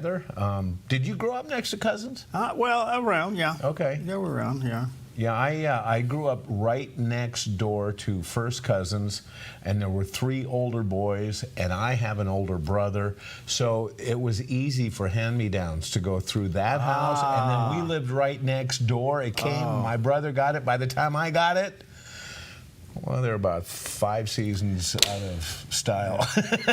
Yeah, I get that one. But, you know, we were kids then. We just rolled up jeans and stuff, you know? Well, I was the middle. Okay. I had an older brother and I had a younger brother. So, but I would sneak in after my older brother went to school and would wear some of his clothes. Oh, really? You talk about World War III. I didn't do that often. But when I did do it, it wasn't pretty. When I got tall enough, I started bumming my dad's stuff. Oh, did you? Oh, yeah. In fact, when I left home, I took some of his stuff with me. Oh, you're a nice guy. Yeah, sorry. Anyway, it's also National Drive-Thru Day. Now, you talk about this is a miracle. What do you call it? The 20-foot miracle? The 28-foot miracle. 28 foot. How did you come up on 28 feet? Well, the first one literally was, and I read it somewhere. I don't know. Okay. But it's probably a little bit more than that. But basically, what you do is you drive up, you order a hamburger, and you go 28 feet and pick it up. Pick it up, right? Yeah, drive through. You know, stuff started in the 30s. Yeah. But we are at the height of it these days, aren't we? We have, every place pretty much has drive-through, don't they? Well, yeah, I drive through, and then the other, of course, is the coffee kiosk ones. Yes. Yeah. I got to tell you, I wish I had the video on this. I saw this yesterday, and I should have had this up for National Drive-Thru Day. A guy tried to pull through a McDonald's drive-thru with his boat behind. Oh, jeez. And he didn't make it, and he caused major damage to the building and his boat trying to and he just kept going forward. You know, guys, sometimes they don't give up. You know, I'm in this deep. Let's go a little deeper. Let's go forward. He never once put it in reverse, tried to back out of that. You could see when he was going in, this is not going to work. But they just keep going. Gosh. And by the way, did he just come off the lake and he had some adult beverage in him? It's refreshment day. It's also National Amelia Earhart Day. Oh. And of course, we talk a lot about Amelia Earhart. And we just had a story that they think they may have an idea where her plane is in a lagoon off an island in the Pacific. Yeah. And so they're going to go check it out. But I got to tell you the truth, I can't resist an Amelia Earhart story. I have a granddaughter who is infatuated and very interested in the Amelia Earhart saga. So anytime I do a story, I know I have an audience of at least one. Well, you know, I'm fascinated by it as well. I really hope they can put an end to this ministry. Yeah. The other thing that was interesting to me is, why haven't we found this earlier? Well, that's a good question. I don't know. I mean, I guess it was low on the search list. Well, it could be, yeah. You know, but now they think they know where. Yeah, there's an island, and all indications point to it. So I sure hope they find the plane. Yeah, and they're going to actually pull it out, which is interesting because that kind of raises questions again, like the Titanic. You know, this is like a gravesite. Mm-hmm. You don't pull up the Titanic. You just they just kind of leave it there, you know, obviously. And there's a debate about even taking artifacts from it. Yeah. But here they're talking about actually raising the plane and then returning it. So, well, I think one is maritime ethics. Okay, yeah. Okay, I think there's a maritime protocol, procedure, respect. So an airplane is not maritime. Okay, what if it's a seaplane? Well, it wasn't. Okay. Enough of that. There's an airplane that went down. You should be an attorney. No. Okay. I play one on TV. All right. Yeah. All right. It's National Intern Day. It's a big day. You know, the intern programs are pretty important. Yeah, yeah, we've had them here. Oh, yeah. And they end up getting married. And having 4 kids. I know, and 4 kids. So we stopped that program. Here, the intern program turned into a dating app. I was going to say, you came here to work. What did you do? You fall in love, and that was the end of that. Your brain turned to mush, and nothing happened. Absolutely. Yeah. Remember? And I remember how it unfolded right in front of our eyes. Right in front of our eyes. Oh, my goodness. Yeah. Well, it worked, and they're happily Love ever. is a many splendored thing. Yeah, all right. And finally, now this really caught me off guard. You know, you look at big corporations, who's strong, who's powerful, and you look at big brands, and you think of things like, you know, like Apple and Microsoft and some of the others, even car manufacturers. But did you know that the Lego Group is considered the most powerful brand in the world? Lego? Legos. In 2025, it was officially crowned the most powerful brand, surpassing tech giants like Apple and Google. This recognition is attributed to its strong brand strength, nostalgia, and strategic partnerships with popular culture icons. Additionally, now this is a Lego city that we're looking at. This guy built a whole city out of Legos and built it around his train sets. Now this is fantastic. Now, additionally, there is a fun fact that there are more Lego minifigures than all the people on Earth, highlighting the brand's immense popularity. Well, I know that one of the big things early on is to get hired by the Lego creative team. Oh, really? Yeah, they actually have a team of people, young people, that literally create the kits. Oh, no kidding. Yeah, Okay. and right. some, that's... the rest is history. You know, the other thing I think about Lego, probably why, they never changed. They stuck with their mission. Yeah, it's basic. You get over to Google and Apple, and they're all over the place. Well, that's a good point. Yeah, Lego's got it pretty defined, and they continue it's one with it. product that does one thing, you know? Right, and it seems to last forever, and if you step on one in the middle of the night, oh boy, you'll never forget it, so enjoy. I don't think AI will impact AI has nothing to do with stuff like that, does it? Yeah. And it's creative for kids. You build stuff. Yeah. It's cool. Okay, well, that's good all the way around. All right, well, let's go to the head psych and get the weather. A look at our weather from Grange Co-op. Today in northern Oregon and southern Washington, sunny skies with daytime high temperatures in the mid to upper 80s for Vancouver, Portland, and McMinnville, and near 90 around Wilsonville, with lows tonight in the mid to upper 50s. Moving down the Willamette Valley, sunny with highs in the upper 80s for Salem and Albany, mid 80s in Corvallis, and near 90 in Eugene, with a calm wind becoming west-northwest around 6 miles per hour this afternoon. More sunshine across the central Oregon high desert with daytime highs in the low 90s for Prineville and mid to upper 80s for Bend and Sun River. Over in Boise, Idaho, continued sunny and hot with highs in the mid 90s. Mostly cloudy this morning along the Oregon coast, then decreasing clouds with daytime high temperatures in the mid to upper 60s for Coos Bay and Port Orford, mid 50s in Brookings, and near 59 in Crescent City, California. In southern Oregon, sunshine for the Rogue Valley with daytime highs in the mid-90s for Grants Pass and Medford, and near 91 in Ashland. In the Klamath Basin, a chance of showers and thunderstorms with highs near 90. Into northern California, a chance of showers and thunderstorms in Wairika with a high near 93. Sunny from Redding with a high in the low 90s through Chico near 89, and Sacramento in the mid-80s. In the Bay Area, patchy fog, then sunny in low 70s in Santa Rosa, becoming sunny in Napa with a high near 73, a slight chance of drizzle in San Francisco, then sunny in mid-60s, and today in San Jose, becoming sunny in 76. A snapshot of your Thursday weather from Grange Co-op. Freshman. Oh, there's National Refreshment Day. That's what Jerry was saying. I told you he's on the couch. He's losing it. Okay, good morning to you. There's a little sunshine, a little shadow this morning. Looking good out there. Yes, Looking good out there. All right. That's okay. You need anything? You need some coffee? No, I'm good. I'm good. Can I take your pulse? Yeah, well, no. Hey, do you remember this?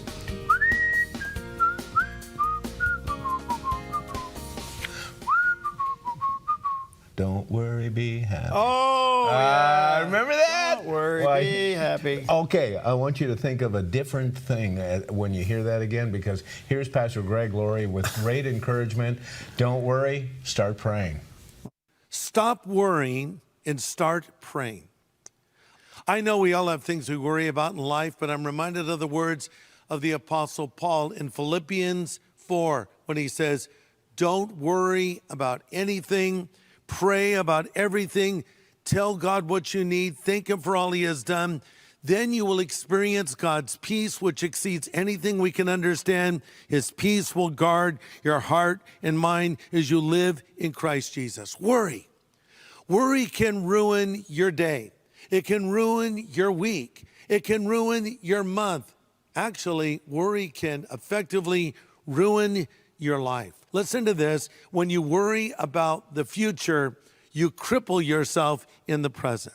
Worry hits, anxiety hits, panic hits right away. Pray. Oh, I'm scared. Let's pray. Just let's pray. Stop everything you're doing and commit it to the Lord. In 1 Peter 5, we read these words, give all your worries and cares to God, for He cares for you. Remember this, God is in control of your life. There are no accidents in the life of a Christian, only providence. We don't believe in fate, we believe in faith. Mm-hmm. All right, good stuff. Yeah. All right, good stuff all the way around. So don't worry, be happy. That's right. It's National Refreshment Day. That's right. Refresh yourself with some prayer. Yeah. There you go. All right. All right, let's take a look at some of the top stories this morning, and they keep swirling around, and there's quite a few.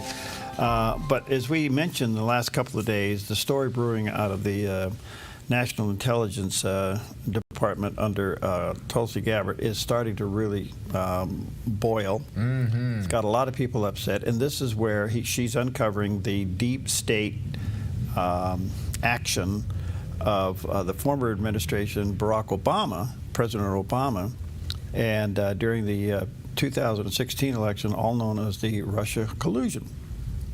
And the interesting thing about that, she's unveiling a lot of classified information, now it's declassified, and it appears that the Obama administration colluded with some big players within his administration to cripple the president, if not basically force him out of the office before he even got started. Yeah.